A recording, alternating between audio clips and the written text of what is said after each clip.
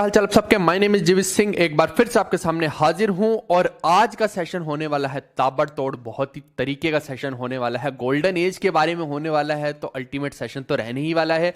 और किसके बारे में है? गुप्ता एम्पायर के बारे में है। और ये अगेन एक पेड सेशन है जो कि लाइव रहेगा। मैंने ऑलरेडी आप लोग को बता दिया है कि ये सारे का सारा जो सेशन मैं ले रहा हूं ये पेड कोर्स वाले सेशन आप लोग के सामने हैं और बहुत मेहनत लगा के ये पूरी की पूरी चीजें बन रही हैं। वो तो आप हर एक चीज के अंदर देख रहे होगे, हर एक स्लाइड में, हर एक थंबनेल में, कि कितना जी जान हमारी टीम लगा रही है इस चीज पे, ताकि इस बार जो है आपका सिलेक्शन किसी भी प्रकार से रुकेगा नहीं। ये 100% है। और चैलेंज मेरा ये है कि ये पूरे के पूरे सेशंस को आप लगाओ, उसके बाद किसी भी किताब को उठाओ, क्वेश्चन लगाओ, तुम सब फोड़ डालोगे, सारे पीवाईक्यू फोड़ डालोगे, कुछ भी तुम्हारा छूटेगा नहीं। बस यही मैं चैलेंज दे सकता हूं। अब इससे बड़ा भरोसा और कुछ हो नहीं सकता है जब आपके सामने रिजल्ट 5 मिनट में आ जाए, है ना। सेशन देखो और क्वेश्चन लगाओ, खुद ही सारे क्वेश्चन टप टप करके निकलेंगे। और अब देखिए कि हम काफी आगे आ चुके हैं। अगर मैं देखता हूं तो एंशिएंट हिस्ट्री हमने बहुत बेहतरीन तरीके से कवर की है और ऑलमोस्ट जो है फाइनल लेक्चर्स की तरफ है। बट आप देखिए कि कुछ कुछ टॉपिक ऐसे होते हैं जिनसे हर साल क्वेश्चन आने के चांसेस रहते हैं। एंड गुप्ता एम्पायर एक ऐसा ही टॉपिक है जो बहुत बड़ा टॉपिक हम नहीं कह सकते, लेकिन छोटा भी नहीं है। थोड़ा सा जब इसको डिटेल में पढ़ने लग जाते हैं कि इसके राजाओं के बारे में पढ़ो, फिर आर्ट एंड आर्किटेक्चर के बारे में पढ़ो, टेम्पल्स वगैरह के बारे में पढ़ते हैं हम, या कोई केव्स वगैरह के बारे में पढ़ लेते हैं, या टैक्सीज के बारे में पढ़ते हैं, तो थोड़ा सा लंबा टॉपिक जरूर हो जाता है। और उस केस में जो है मुझे लगता है कि इसको डिटेल में एक बार पढ़ लेना चाहिए। फिर अगर आधा अधूरा पढ़ के जाएंगे या सिर्फ टू द पॉइंट चीजें पढ़ के जाएंगे तो फिर पेपर में पूरा का पूरा आप सोल्व नहीं कर पाओगे। तो ये जो सेशन रहने वाला है ये 2 भाग में बटेगा।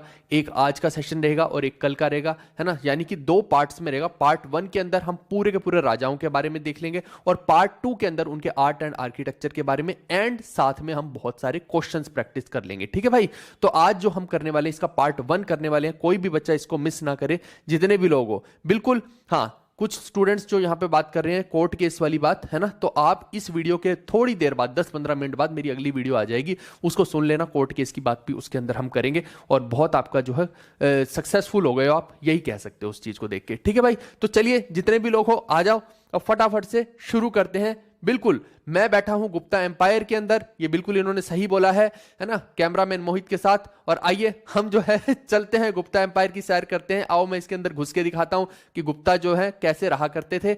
और गुप्ता एम्पायर अगेन मैंने बोला कि गोल्डन एम्पायर, और हम हनुमान सीरीज जो है पढ़ रहे हैं। भगवान राम की कृपा से, हनुमान जी की कृपा से सारे क्वेश्चन आपके सही होंगे। चलिए स्टार्ट करते हैं।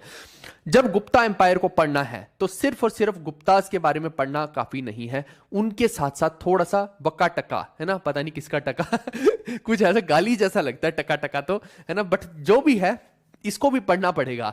अब ये जो वक्का टक्का है ये इसलिए पढ़ना पड़ेगा क्योंकि गुप्ताओं और इनके बीच में जो है एक मैट्रिमोनियल अलायंस हो गया था और बाद में एक तरह से हम कह सकते हैं कि वक्का टक्का भी जो है गुप्ता का ही पार्ट बन गए थे।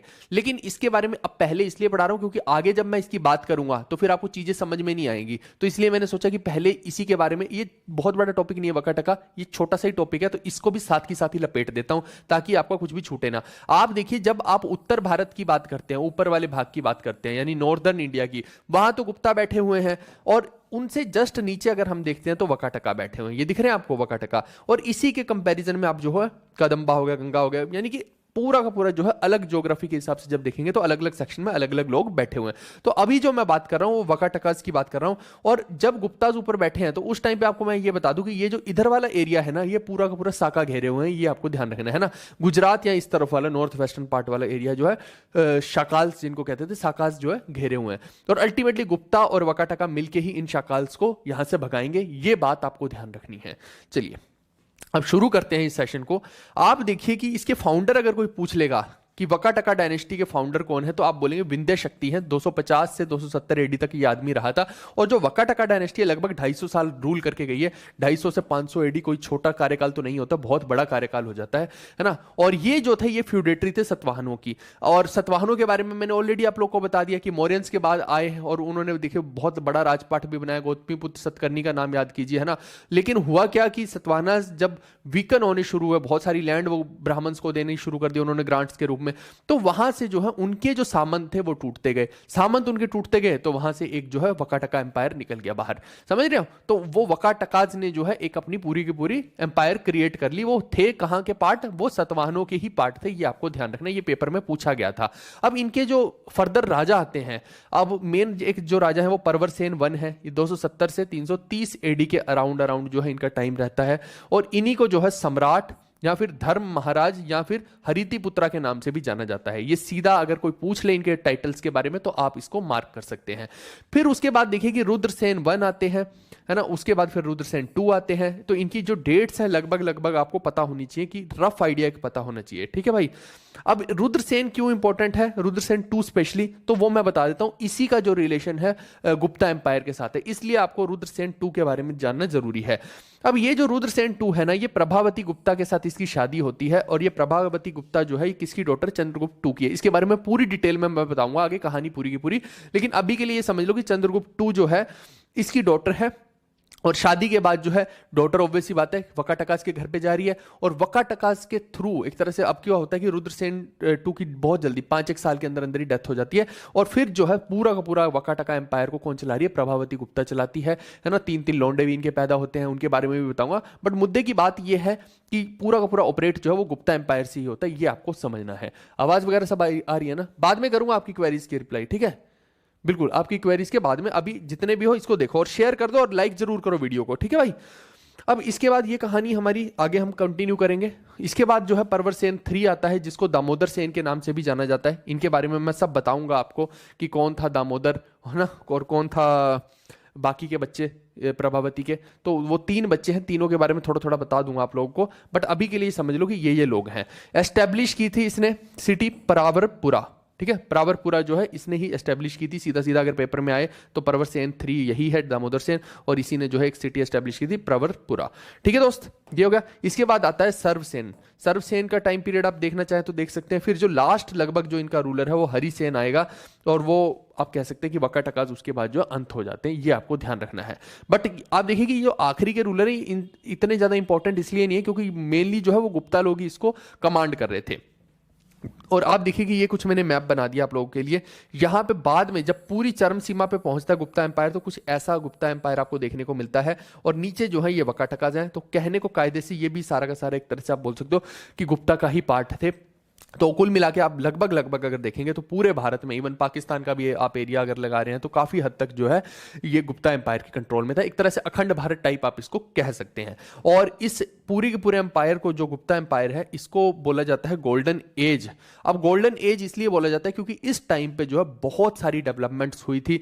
चाहे आप सांस्कृतिक डेवलपमेंट की बात करें, है ना, या फिर पढ़ाई लिखाई में हो गई डेवलपमेंट्स, है ना, या साइंटिफिक अप्रोच के साथ हो गई, हर तरीके से, है ना, हर एंगल से जो है फुल फ्लरिशमेंट यहां पे हुई थी। तो वो हमें ध्यान रखना, इसीलिए इसको जो है गोल्डन एज के नाम से जाना जाता है। तो अब जो बात हमारी होगी वो गुप्ता डायनेस्टी की होगी, और मोटा मोटा 250 एडी के अराउंड अराउंड ये रहे हैं। तो ये देखिए कि गुप्ताओं के बहुत सारे आपको आर्टिफैक्ट्स यहां पे देखने को मिल रहे हैं। इनके बारे में अभी हम डिटेल में बात करते हैं।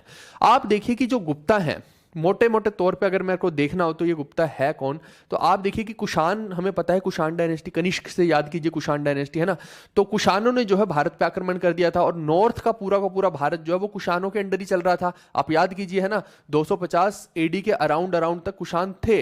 आप याद करो इस चीज को, है ना, कनिष्क को याद करो, कुषाण को याद करो। अब उन्हीं का ही एक सामंत आप कह सकते हैं कि कौन थे? गुप्तास थे। यानी कि ये जो व्यक्ति है, ये जो श्रीगुप्त है, ये क्या था? उन्हीं का ही एक फ्यूडेटरी था, सामंत था। ये कह सकते हो कि एक एरिया में ये उनका गवर्नर के तौर पे काम कर रहा था, राजा नहीं था, है ना। लेकिन अब वही बात है कि जब मेन सेंट्रल पोजीशन वाला राजा वीक होता है तो जो सामंत है वो अपने अपने राज्य को अलग कर लेते हैं। ऐसे ही तो वकाटका बना, ऐसे ही सब बनते हैं, है ना। तो कहने का मतलब है कि ये आदमी ने क्या किया, अपना एक छोटा सा राज्य अलग से क्रिएट कर दिया, फ्यूडेटरी था, है ना। तो वहां से जो है इसकी क्लैन की शुरुआत होगी। और सबसे बड़ी चीज अगर पूछ सकते हैं तो आपको पता है 4 हायरार्की में पूरी की पूरी डिवीजन जो है बटी होती है ना। पुराने टाइमों की आप देखिएगा, या तो क्षत्रिय होंगे, या शूद्र होंगे, या वैश्य होंगे, या फिर आपके ब्राह्मण होंगे। तो ये कौन सी कास्ट से बिलोंग करते थे? जैसे आप देखिए कि शुंग डायनेस्टी को हमने देखा तो ब्राह्मण से बिलोंग करते थे। क्षत्रिय के तो हमने कितनी सारे देख लिए, है ना। शूद्र के अगर हम देखते हैं तो धनानंद को देखिए, है ना, महापद्मानंद को देखिए। ऐसे ही ये जो है, ये कौन से क्लैन से बिलोंग करते थे? वैश्य क्लैन से। अभी तक मैंने वैश्य का एक भी नहीं आपको बताया था, तो ये लो वैश्य वाले भी आ गए। वैश्य मतलब कि जो व्यापारी टाइप हो गए, ट्रेडर्स टाइप हो गए, है ना, तो ये उस क्लैन से जो है बिलोंग करते थे, तो वैश्य क्लैन हो गया। ठीक है भाई। अब इसी में जो है श्रीगुप्त साहब जो हैं, ये श्रीगुप्त आपको दिख रहे हैं, इन्होंने श्रीगुप्त वन ने जो है इस डायनेस्टी की शुरुआत कर दी। फ्यूडेटरी थे, कुशानों से अपने आप को अलग कर लिया कि नहीं, आज के बाद हम ना तो आपको टैक्स देंगे ना ही आपसे बात करेंगे, बात खत्म, तुम अलग हम अलग, है ना, अपने रास्ते जुदा जुदा। अब यहाँ पे इसका अगर मोटा मोटा टाइम पीरियड आपको देखना है तो 240 से 280 एडी के अराउंड अराउंड देख सकते हैं। और इसने अपने आप को जो है कोई बहुत बड़ा टाइटल तो नहीं दिया, थोड़ा सा डर तो रहता ही है ना, तो टाइटल जो दिया सिर्फ महाराजा का टाइटल दिया था खुद को, ये आपको ध्यान रखना है। और यही बोला जाता है कि कुशानों की जो है ये फ्यूडेटरी थे। अब एग्जैक्ट तो किसी को भी नहीं पता हो सकता, लेकिन बोला यही जाता है कि इनको कि कुशान्स के जो ट्रिब्यूटरी हैं, ये ट्रिब्यूटरी कह रहा हूँ ट्रिब्यूटरी तो रिवर होती है यार, फ्यूडेटरी हैं, ठीक है। कितना वेird लगता है, ट्रिब्यूटरी है वो भी ट्रिब्यूटरी भी वही चीज की, रिवर तो मेन ही है, उसी में से ट्रिब्यूटरियां निकल जाती है, ये भी वहीं से आया होगा फ्यूडेटरी। चलो कोई बात नहीं। फिर दूसरा रूलर को जो आपको याद रखना, महाभारत का एक कैरेक्टर था भीम का बेटा घटोत्कच, तो घटोत्कच से याद रखेंगे कि ये सेकंड कैरेक्टर है यहाँ पे, सेकंड गुप्ता किंग है, जो कि श्रीगुप्त का ही, इसी श्रीगुप्त का ही बेटा है घटोत्कच। ठीक है भाई। मैंने अपनी किताब के अंदर जो घटोत्कच की ही फोटो लगाई है, महाभारत वाले घटोत्कच की, ताकि आपको चीजें याद रहे, रिमेंबर रहती हैं इससे चीजें। ठीक है भाई। उसके बाद देखिए कि 281 एडी से 319 एडी के अराउंड अराउंड का इसका टाइम है, अगर आप देखेंगे। और इसके बारे में कोई बहुत ज्यादा चीजें हमें जानने लायक नहीं है कि घटोत्कच ने कुछ बड़ा ही काम कर दिया हो, ऐसा कुछ हमें देखने को नहीं मिलता है। ठीक है, चलिए। अच्छा, ये श्रीगुप्ता भी आया क्या आज? वाह वाह वाह वाह वाह वाह, बहुत ही बढ़िया, बहुत ही बढ़िया। चलो, श्रीगुप्ता भी आ रखा है आज, बहुत शानदार। चलो, तीसरे रूलर की जो मैं बात करता हूं उसके बारे में देखते हैं। आप देखिए थर्ड रूलर जो है वो चंद्रगुप्त वन बनता है। अब चंद्रगुप्त वन के बारे में खास बात ये देखिए, इस आदमी के बारे में ये है कि इसको भैया सुंदर सुंदर स्त्रियां पसंद आ जाती हैं, यानी कि ये जो है ना भाई साहब मैट्रिमोनियल अलायंस में तेज है, लड़कियां फंसा रहा है ये वहां पे, है ना। तो ये अलग ही टाइप का करेक्टर हमें निकल के देखते हैं। तो ये क्या करता है, इसका बिलीव है कि भैया ज्यादा युद्ध याद ना लड़के, हम क्या करते हैं, शादियां ही शादियां करते रहते हैं, और जिनसे भी शादी करेंगे डाउरी में कुछ ना कुछ ले लेंगे, और इस तरीके से जो है ये अपना एम्पायर को सुदृढ़ करने की कोशिश करता है। यूजुअली शादियों का यही मतलब होता था उस टाइम पे राजाओं के लिए, आज भी बड़े लोगों में ऐसा ही होता है ना, इंडस्ट्रियलिस्ट की शादियां होती है तो यही होता है, बहुत सारी चीजें होती है ना कि हम तुम्हारा इतना फायदा करा देंगे। टेबल पे अलग बात होती है और शादी वाली बात अलग होती है, तो दो अलग अलग चीजें चलती हैं। अब इसको जो है एक तरह से रियल फाउंडर गुप्ता एम्पायर का बोला जा सकता है, क्योंकि यहां से ही चीजें जो है डिफरेंट तरीके से शुरू हो गई थी। क्या बोल रहे हैं? अच्छा, डिनर करते हुए देख रहे हैं, देखिए जैसे भी, हाँ, आज तैमूर के पापा पे भी हमला हो गया, हमारा देश जो है वो सेफ नहीं रहा है, आप देख लीजिए। इसीलिए आप देखो कि बड़े बड़े लोग जितने भी हैं, बिलियनियर मिलियनियर, सब हमारे देश को छोड़ छोड़ के बाहर की तरफ रवाना हो रहे हैं। चाहे वो पंजाब के अंदर सिंगर्स के ऊपर हमला हो, इधर देखिए कि बॉलीवुड वालों पे भी हमला हो, उधर सलमान को धमकी हो, क्योंकि हमारा देश ने जो है वो डॉन कल्चर को जो है ना ज्यादा प्रमोट करना शुरू कर दिया। मुझे लगता है गुंडे बदमाश ज्यादा पाल लिए हमारे देश ने। आप देखो जरा जाके अरब कंट्री में, अगर कोई चोरी भी कर दे तो हाथ काट देते हैं, मशीनों में डाल देते हैं लोगों को उठा के, हैं। और हमारे देश में देखिए कि शरेआम जो है घरों में घुस घुस के अच्छे अच्छे चक्कू मारे जा रहे हैं, और वो भी इतने अमीर आदमियों को, राजा रजवाड़ाओं वाले आदमियों को। सोचो आम इंसान का तो क्या हाल करें चोर उचक्के, उनके बारे में तो पता ही नहीं लगता। ये तो अमीर आज पेले जा रहे हैं, तो इसलिए पता लग रहा है हमारे देश के बारे में। गरीब जब पेला जाता है तो कोई देखता भी नहीं उसकी तरफ, तो ये तो हाल चल रहे हैं। तभी तो लोग जो है, कोई अरब कंट्रीज की तरफ भाग रहा है, कोई कनाडा में भाग रहा है, कोई लंदन में भाग रहा है। और भागे भी क्यों ना, क्योंकि क्या हाल तो करके रखा है हमने देश का, है ना। एक सिक्योरिटी तक नहीं दे सकते हैं। अब मैं तो कहता हूं हर सिटीजन को सिक्योरिटी देनी चाहिए। ये क्या लफंडरबाजी चल रही है यहाँ पे, बदमाशी चल रही है ना, तो अच्छे से पहले इनको पेलना चाहिए। जितने भी बदमाश हैं इनको तो जेलों में भी पता नहीं क्या क्या सप्लाई हो रहा है भाई साहब। सारे अफीमची बैठे हुए हैं जेलों के अंदर, हैं, उनको फोन भी सप्लाई होते हैं, उनको नशे पत्ते भी सप्लाई होते हैं, सब कुछ ही सप्लाई हो रहा है। वो जेल के अंदर बैठ के अपना साम्राज्य चला रहे हैं अलग से। तो ये गवर्नमेंट भैया नकेल नहीं कसेगी, सब सरकार के बिना कुछ नहीं चल सकता, ये सीधी बात है। गुंडा कभी भी गुंडा नहीं बन सकता जब तक कि सरकार का हाथ ना हो। नेता का हाथ नहीं होगा तो गुंडा बनेगा कैसे, सीधी बात है। चलिए, अब सन ऑफ घटोत्कच है ये हमें ध्यान रखना है कि घटोत्कच का बेटा जो है वो है real founder of Gupta empire, यानी कि चंद्रगुप्त वन। चंद्रगुप्त वन को चंद्रगुप्त मौर्य से कभी भी आप कंपेयर मत कर लेना, ये दोनों अलग कैरेक्टर हैं। यहां से जो है लोग अक्सर कंफ्यूज कर जाते हैं, तो ये ध्यान रखना है एक एग्जाम के लिए। अब इसका जो कार्यकाल है वो 319 से 330 एडी के अराउंड का चलता है, ये आपको ध्यान रखना है। इसके बाद ही enhanced his powers and prestige by marrying. मैंने बोला नहीं, शादियां करने में माहिर था भाई साहब, है ना। जहां भी जाता था, जिस भी राज्य में, वहां की कुंवारियां लड़कियां देखता था, उनको फंसा लेता था अपने प्यार के जाल में। ये इंसान यही है वो दरिंदा, मजाक कर रहा हूं, बट एनीवेज तो इससे क्या है कि इसने कुमारा देवी से शादी कर ली। ये कौन थी? लिच्छवी क्लैन की प्रिंसेस थी। आप देखिए कि लिच्छवी राज्यों की बात हम बार बार कर रहे हैं। ये लिच्छवी कौन है? ये नेपाल के राजा की बात कर रहे हैं ना, तो नेपाल के राजा अलग है उस टाइम पे, तो उन्हीं से शादी कर ली। तो इनकी बाउंड्री आप देखो कि नेपाल भी इनके एक तरह से अधीन तो नहीं कह सकते, बट दोस्त तो बन गया ना, तो इनके लिए फायदेमंद हो गया। और डाउरी में कुछ मिल जाए तो वो और बढ़िया है। तो ये हो गया। इसके बाद जो इनका बेटा पैदा होता है, इन दोनों से जो है एक बहुत तगड़ी औलाद पैदा होती है जिसका नाम होता है समुद्रगुप्त। अब देखो, बाप तो शादियों में माहिर था, जो समुद्रगुप्त निकलेगा वो मिलिट्री अलायंस में माहिर होगा, है ना। वो दे दनादन सबका हमला कर करके तहस नहस करके रख देगा और सबको अपने अंडर एक छत्र राज पे ले आएगा। तो वो जो है वो अलग, वो लड़ाई झगड़े में जो है माहिर है, और बाप जो है वो रोमांटिक हो रखा है बहुत ज्यादा, है ना। तो वो जो है लड़कियां फंसाने में माहिर है। आपको ऐसे याद रखना, तो देसी भाषा में याद करोगे चीजें तो घने अच्छे तरीके से याद कर लोगे। सिंपल सी बात है। He acquired the title of Maharaja Dhiraj and Dhiraja. अब देखो कि इससे पहले जितने भी थे वो कोई बहुत बड़े टाइटल नहीं ले रहे थे, थोड़ा सा डर भी होता, और उस टाइम तक एम्पायर कोई उतना बड़ा हुआ भी नहीं था।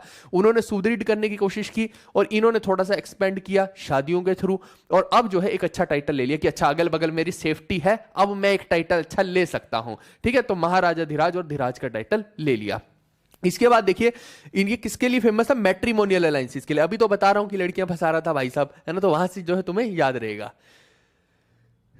बोलते हैं हर साइड हर जगह पे लिच्छवी क्लैन की लड़कियां क्यों आ जाती है। अब मुझे क्या पता भाई, सुंदर होती होंगी, इनको नेपाली लड़कियां अच्छी लगती होंगी, तो मैं क्या कर सकता हूं। अब अगले नेपाल घूमने जाते होंगे, वहां लड़कियां अच्छी लगती होंगी तो ले आते होंगे कि चलो भाई तुम मेरे साथ आ जाओ शादी करके। वो भी आ जाती होगी कि चलो ठीक है, मैं बहुत पहाड़ों में रह ली, अब मैं नीचे जाके जमीन पे रहूंगी, है ना, तो अगली आ जाती होगी। जो भी बात है भाई, अब मुझे क्या पता। मैं थोड़ी मैंने बोला कि मैं गुप्ता एम्पायर में खड़ा हूं, मैं सच में थोड़ी खड़ा हूं भाई, मैं अपने घर तक खड़ा होकर बना रहा हूं वीडियो।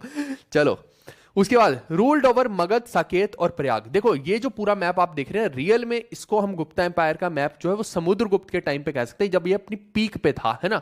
अभी तक ये जो पूरा का पूरा इसके टाइम में जो है, चंद्रगुप्त के टाइम में, ये कुछ ऐसा मैप आप देख सकते हैं, ये वाला। ठीक है, अभी तो इधर बका टका भी बैठे हुए, उनके साथ तो इनका कोई रिलेशन भी नहीं बैठा हुआ है। ठीक है, तो ये लगभग इधर वाले एरियाज के ऊपर जो है ज्यादा राजपाट चल रहा है, ये आपको समझना है। इसके बाद आप देखिए कि his empire include Bihar, Uttar Pradesh and Bengal. मैं ऑलरेडी बता चुका हूं कि इधर वाले पार्ट में जो है ये ज्यादा फैले हुए थे, ये आपको समझना है। ये हिंदी में मैंने लिख दिया, अगर किसी भी बालक को दिक्कत हो तो वो हिंदी में ये देख सकता है। और ये चंद्रगुप्त के वन के जो है कॉइन्स है, इसने कुछ सिक्के भी बनाए थे, ये आप देख सकते हैं वो सिक्के हैं। आगे बढ़ते हैं। अब देखो, लिच्छवी क्लैन की प्रिंसेस और चंद्रगुप्त वन दोनों ने पैदा किया एक गोलू मोलू सा बालक, जो बचपन में गोलू मोलू था, बड़ा होके बहुत ही खूंखार बन गया, है ना। अब ये भाई अगेन वही, जैसे अशोका नहीं था खून का प्यासा आदमी, ये भी वंपायर है, ये भी खून का प्यासा है। तो इसने सोचा कि मेरा एम्पायर इतना ही क्यों, मैं इतना बड़ा क्यों नहीं कर सकता। एम्बिशियस किंग, है ना, अलग ही मन में ख्याली पुलाव चल रहे हैं। अच्छा तो चलो अब कुछ करना पड़ेगा। तो जस्ट लाइक सिकंदर, ये भी कैंपेन्स के ऊपर निकल गया, मिलिट्री कैंपेन्स पे निकल गया। तो आइए इसके बारे में भी बात करते हैं। चौथा रूलर समुद्रगुप्त, जिसको धर्म प्रचुर बंधु भी बोला जाता है, नाम आपको ध्यान रखना है। 330 से 380 एडी के अराउंड जो है इसका शासन है, ये आपको समझना है। उसके बाद इसको greatest ruler of Gupta empire बोलेंगे, सबसे बड़ा रूलर यही है, इसीलिए ग्रेटेस्ट है। तो प्राक्रमणा, प्राक्रमी व्यक्ति को प्राक्रमणा बोल रहे हैं, तो इसको प्राक्रमणा के नाम से भी जाना जाता था। और एक जो अपने हिस्टोरियन हुए वीएस स्मिथ करके, उन्होंने इनको नेपोलियन का भी दर्जा दिया, यानी कि भारत का नेपोलियन बोल दिया एक तरह से, आपको ऐसे समझना है। ठीक है भाई, तो नेपोलियन बोनापार्ट से आपको ध्यान रखना है कि नेपोलियन ऑफ इंडिया इनको बोल दिया गया था कि भैया दे दनादन कैंपेन्स कर रहे हैं और जीते जा रहे हैं। अभी दिखाऊंगा मैं इनकी कैंपेन्स के बारे में भी। इसके बाद इन्होंने देखिए कि एक टाइटल लिया था कविराज का और विक्रमांक का। विक्रमांक तो चली कि बहुत तगड़ा हो गया, इसलिए विक्रमांक का टाइटल ले लिया, लेकिन कविराज का मतलब यह है कि ये वीणा भी बजाया करते थे। बताओ, एक आदमी जो है तलवार चला रहा है, उसी हाथ से वीणा भी बजा रहा है, टन टना टन टन टन टारा चलती है क्या है। तो ये जो है भाई अलग ही टाइप के आइटम है? गाने बजाने में शौकीन, तलवार चलाने में शौकीन, तो अलग अलग शौक है महाराजाओं के, है ना। तो वो मैं अभी इनके सिक्के भी दिखाऊंगा, तो उसमें भी जैसे कि इस सिक्के में भी अगर आप देख पाओ तो ये वीणा चला रहे हैं, वीणा बजा रहे हैं, चला तो क्या रहे हैं वीणा को ऐसे चलाएंगे, रेडी लगा दी है, वीणा को बजा रहे हैं, जो भी करके बजा रहे हैं, जैसे भी करके, मेरे को आती नहीं है, बट ये सिक्के में देखिए और इस सिक्के में देखिए, अभी मैं आगे भी दिखा दूंगा ये सिक्के। इससे हमें पता लगता है कि इनका जो है म्यूजिक के अंदर जो है इंटरेस्ट बहुत ज़्यादा था और इनके कॉइन्स पे जो है वो वीणा बनी हुई थी, या फिर इनका जो है एक तरह से वीणा वाली मुद्रा जो है कॉइन्स के ऊपर हमने जो है देखा कि इम्प्रिंटेड थी। इसके बाद इनका जो कैंपेन्स हैं उसके बारे में हमें पता कैसे लगता है कि ये महान शासक थे। तो एक पिलर है जिसको एरान पिलर बोलते हैं, है ना, एरान इंस्क्रिप्शन बोल देते हैं, जो कि है मध्य प्रदेश के अंदर, और अगर एग्जैक्ट मैं बताऊं तो आलाबाद पिलर के नाम से जाना जाता है। तो इसी आलाबाद के पिलर से हमें पता लगता है, और ये आलाबाद पिलर के बारे में मैं पहले भी आपको बता चुका हूं। आप याद कीजिए मोरियंस के अंदर भी मैंने बताया था आपको, और मैंने उस टाइम पे बोला था कि मैं इस पिलर के बारे में आगे चल के जो है ज्यादा डिटेल में चर्चा करूंगा, क्योंकि इस पिलर के ऊपर बहुत सारे लोग के नाम अंकित है, सिर्फ एक व्यक्ति का नाम नहीं है। तो अलग अलग लोगों के बारे में अलग अलग उनके अचीवमेंट्स जो है इस पिलर के ऊपर अंकित है। और जो हरिसेन है, इन्हीं का कोर्ट पोएट है, वो क्या करता है, इनके बारे में एक प्रशंसा लिखता है पूरी की पूरी। तो वो इस पूरे के पूरे खंबे के ऊपर इंस्क्राइब्ड है, जो पूरी की पूरी प्रशंसा हरिसेन ने इनके बारे में की है। ठीक है, तो उसी को जो है प्रशंसा प्रयाग प्रशंसा प्रशस्ति ऐसे आप बोल सकते हो, प्रयाग प्रशस्ति या प्रशंसा प्रशस्ति ऐसे आप बोल सकते हो, है ना, कि वो जो है हरिसेन ने इनके बारे में लिखे, वो यहाँ पे अंकित है। हरिसेन का नाम आपको ध्यान रखना है, इनका कोर्ट पोएट था। चलिए, ये हिंदी में मैंने लिख दिया है, हिंदी में बस एक बारी रीड मारेंगे और तुरंत आपको याद हो जाएंगी चीजें। आगे प्रयाग प्रशस्ति को जो है हम कहां पे देखते हैं, आलाबाद पिलर पे देखते हैं, या एरन इंस्क्रिप्शन में देखते हैं। कैसा भी नाम लिखा आ जाए आप सीधा सीधा अब उसके बारे में बता सकते हैं। ये देखिए, ये आदमी वीणा बजा रहा है, यही है समुद्रगुप्त, और यहां से हमें पता भी लगता है। प्रयाग प्रशस्ति आप समझिए कि पिलर है, पिलर के ऊपर कुछ इस तरीके से अंकित है चीजें, तो वहां से आपको एक आइडिया लग जाएगा। इसके बाद इसने क्या किया, पूरे के पूरे आर्यावर्त के राजाओं को चैलेंज किया, है ना, और उनको जो है घेर लिया, यानी कि ऊपर के पूरे नॉर्थ इंडिया में अपना कब्जा फहराने की कोशिश की। अब यहीं से जो है इनका जो है काम तमाम नहीं होता है, ये सोचते हैं कि मैं दक्षिण वाले राजाओं को भी पेलता हूं। तो जो दक्षिण के 12 रूलर्स थे मेन उनको भी जो है इन्होंने चैलेंज किया और हराने की पूरी कोशिश की, और सबको जो है पकड़ लिया, कैद करके रख लिया। बट बाद में जो है जब एक ट्रीटी साइन हो जाती है तो उनको छोड़ भी देते हैं, मारते नहीं है, ये आपको समझना है। हरिसेन और वासुबंधु जो हैं वो इनके कोर्ट पोएट्स हैं, बहुत फेमस हैं। तो इनके बारे में अगर पेपर में आएगा तो सीधा सीधा आपको पता होना चाहिए। अब कई बार ये तो पेपर में आ ही चुका है इन दोनों के बारे में, कई बार ये अलग ही चीज पूछ लेता है। ये पूछता है कि हरिसेन बताओ कौन कौन से ऑफिस संभाले हुए थे। अब ये आदमी 3 पोस्ट खा गया, ये कुछ ऐसे ही जैसे आजकल के बच्चे नहीं होते 3 पोस्ट खा जाते हैं बिना किसी बात के। तो और बाकी के जो बच्चे हैं वो बेचारे ऐसे ताक रहे होते हैं कि काश मेरा सिलेक्शन हो जाए, और ये लौंडा जो है 3-3 पोस्ट ले गया। तो ये भी वही लौंडा है हरिसेन, आपको ये समझना है। इसने क्या पोस्ट संभाल रखी थी, महादंड नायक की, जिसको चीफ जुडिशियल ऑफिसर बोल देते हैं। फिर कुमार अमात्य की पोस्ट इसने संभाल रखी है, जो एक तरह से एडवाइजर हो गया राजा का, या एक इंपॉर्टेंट मिनिस्टर कह लीजिए। फिर संधि विग्रहिका की पोस्ट, यानी कि minister of war and peace, भी इसी को बना रखा है। यानी ये 3-3 पोस्ट जो है हरिसेन संभाल के बैठे हैं। पेपर में कैसे आएगा कि बताओ इनमें से कौन सी पोस्ट जो है वो हरिसेन ने नहीं संभाली थी, तो 4 में से चौथा जो ऑप्शन होगा वही उत्तर हो जाएगा। 3 तो ये सीधे सीधे से मैंने बता दी कि ये इसने संभाल रखी थी। बहुत मेहनत से मैंने हर चीज को इंक्लूड करने की कोशिश की है, वो आप देख ही सकते हैं, है ना। तो हरिसेन के बारे में भी हमने क्लैरिटी कर ली। ये हिंदी में मैंने लिख दिया है पूरी की पूरी डिटेलिंग, इसको बस एक बारी पढ़ लेंगे। हरिसेन के बारे में लिख दिया, दक्षिण पथ की यात्राओं के बारे में लिख दिया है, युद्ध के बारे में वो भी हो गया। अब देखिए कि समुद्रगुप्त का जो एक्सेशन है, had a disputed accession to the throne, तो उसके बारे में तो हम ज़्यादा नहीं पढ़ते हैं, है ना, कि कैसे वो डिस्प्यूट वगैरह से बैठा, कोई मतलब नहीं है बहुत ज़्यादा डिटेल में पढ़ने का। हम काम की चीज़ें पढ़ते हैं, नहीं तो सेशन बहुत ही ज़्यादा लंबा हो जाएगा। अब देखिए कि वीरसेन जो है उसका कमांडर है समुद्रगुप्त का, जो कि उसकी साउथ की कैंपेन्स में गया था उसके साथ। तो ये सीधा सीधा पेपर में बहुत बार ऐसा हो गया है कि ये पूछते हैं कि अलाउद्दीन खिलजी ने बताओ कि साउथ में जब आक्रमण किया तो किसको कमांडर बना के भेजा, या फिर सीधा पूछेगा समुद्रगुप्त ने किसको कमांडर बना के भेजा। तो ये जो साउथ की कैंपेन्स होती है, क्योंकि आप देखिए कि नॉर्थ में तो हम यूजुअली जो भी हिस्ट्री पढ़ रहे हैं, जरूरी हिस्ट्री जो है हम नॉर्थ की कंसीडर करते हैं। साउथ को आप देखिए कि कितना तवज्जो देते हैं, आप खुद बताइए मेरे को। इवन ये होता था कि जो नॉर्थ वाले हैं वो कब्जा करने जाते थे साउथ के ऊपर, आप ये समझिए। तो ऑब्वियस ही बात है कि नॉर्थ में तो चलो जो चल रहा है चल ही रहा है, साउथ को भी लपेटना है। तो अब वहां से वहां पे जो भेजा जा रहा है, यानी नॉर्थ से साउथ में जिस कमांडर को भेजा जा रहा है उसके बारे में तो पता होना ही चाहिए, ये एक इंपॉर्टेंट कमांडर हो जाता है। ठीक है, तो वीरसेन के बारे में आपको ध्यान रखना है। इसके बाद देखिए कि जब इस राजा ने, समुद्रगुप्त ने सारे के सारे युद्ध जीत लिए, अब इसने सोचा कि इसको मैं एस्टेब्लिशमेंट कैसे करूं, कैसे लोगों को पता लगेगा कि मैं एक चक्रवर्ती सम्राट हूं। तो वो चक्रवर्ती सम्राट बनने के चक्कर में भाई साहब ने अश्वमेध यज्ञ करवा दिए। देखो समुद्रगुप्त ने भी क्या किया, अश्वमेध यज्ञ करवाए थे, और साथ की साथ जो गोल्ड कॉइन्स भी अपने नाम के लॉन्च किया, और उन गोल्ड के सिक्कों पे जो है इसने घोड़ा और उसकी यूपा जो है बनाए थे, है ना। ये देखो, ये रहा घोड़ा, ये पूरा का पूरा वो रहा घोड़ा। तो ये कॉइन्स डिपिक्ट करते थे कि समुद्रगुप्त जो है उसने अश्वमेध यज्ञ किया है। समुद्रगुप्त भारत का नेपोलियन, ये सीधा सीधा से आपको ध्यान रखना है दिमाग में। इसके बाद इसने जो है बुद्धिस्ट किंग जो है सिलोन का मेघवर्मन, उसको भी मोनेस्ट्री बनाने के लिए बोध गया में अलाउ कर दिया था कि आपको ध्यान रखना है, ठीक है भाई। यानी कि he granted permission to Buddhist king of Ceylon. Ceylon मतलब कि श्रीलंका का जो राजा है मेघवर्मन, जो बुद्ध धर्म में विश्वास करता था, उसको इसने क्या अलाउ कर दिया कि बोध गया में वो एक मोनेस्ट्री बना सकता है, एक मठ बना सकता है। ये पेपर में आ सकता है, इवन आया भी है, ये सीधा सीधा इसीलिए हैशटैग इंपॉर्टेंट लिखा है, तो ये ध्यान रखना, ठीक है। चलो क्या बोल रहे हैं, चलो ठीक है, पढ़ाई पे ध्यान दो आप लोग, अभी बाद में करना बातचीत, ठीक है। अभी ध्यान इधर पूरा का पूरा केंद्रित करो, नहीं तो समझ नहीं आएंगी आपको बातें। अब देखो कि समुद्रगुप्त जो है, he was succeeded by Ramgupta. Samudragupta के बाद गद्दी पे कौन बैठता है, रामगुप्त बैठता है, ये आपको ध्यान रखना है। और जो रामगुप्त है, अब यहां पे देखो कि रामगुप्त को किल कौन कर रहा है, चंद्रगुप्त टू किल कर रहा है। चंद्रगुप्त टू कौन है, विक्रमादित्य। इसके बारे में भी मैं सिंहासन ने 32 की बात करूंगा पूरी की पूरी, बट अभी आप यहां पे फोकस कीजिए कि ये जो चंद्रगुप्त टू है, ये अपने ही बड़े भाई रामगुप्त को किल क्यों कर रहा है, ऐसा भी क्या आफत आ गई कि उसको किल करना पड़ा। तो जो एनेक्डोट्स हैं या कहानियां हैं, कहानियां ये बताती हैं कि रामगुप्त जो था, इसने क्या किया, इस जो साका लोग थे ना, शाकाल लोग थे, उन्होंने क्या किया, उनको इसकी वाइफ पसंद आ गई है ना, तो वो जो वाइफ पसंद आई तो उसका नाम था ध्रुवा देवी। तो वो जो शाका किंग्स थे, वो बार बार इसको बोल रहे थे कि भैया हम आक्रमण कर देंगे, तुम ये अपनी बीवी को हमें दे दो।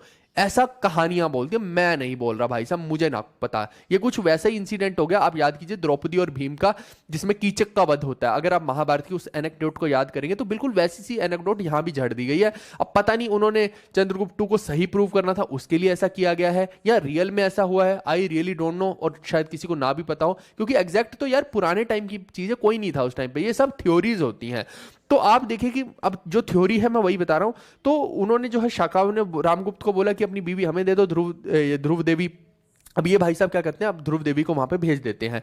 अब जो है ये चीज चंद्रगुप्त टू को जो है ये अच्छी नहीं लगती है, तो चंद्रगुप्त टू जो है बीच में ही रिप्लेसमेंट हो जाते हैं, यानी कि ध्रुवा देवी को वहां से निकाल देते हैं और खुद जो है उस डोली में बैठ जाते हैं या घूंघट में बैठ जाते हैं। और जब वहां पे पहुंचते हैं तो ये जो है उनका उस शाका राजा का कत्ल कर देते हैं या उसको मार देते हैं। ऐसा एक एनेक्डोट है, सही है झूठ है whatever is the reason, but अपने को याद करवा देगी ये एनेक्डोट, ये जरूर है।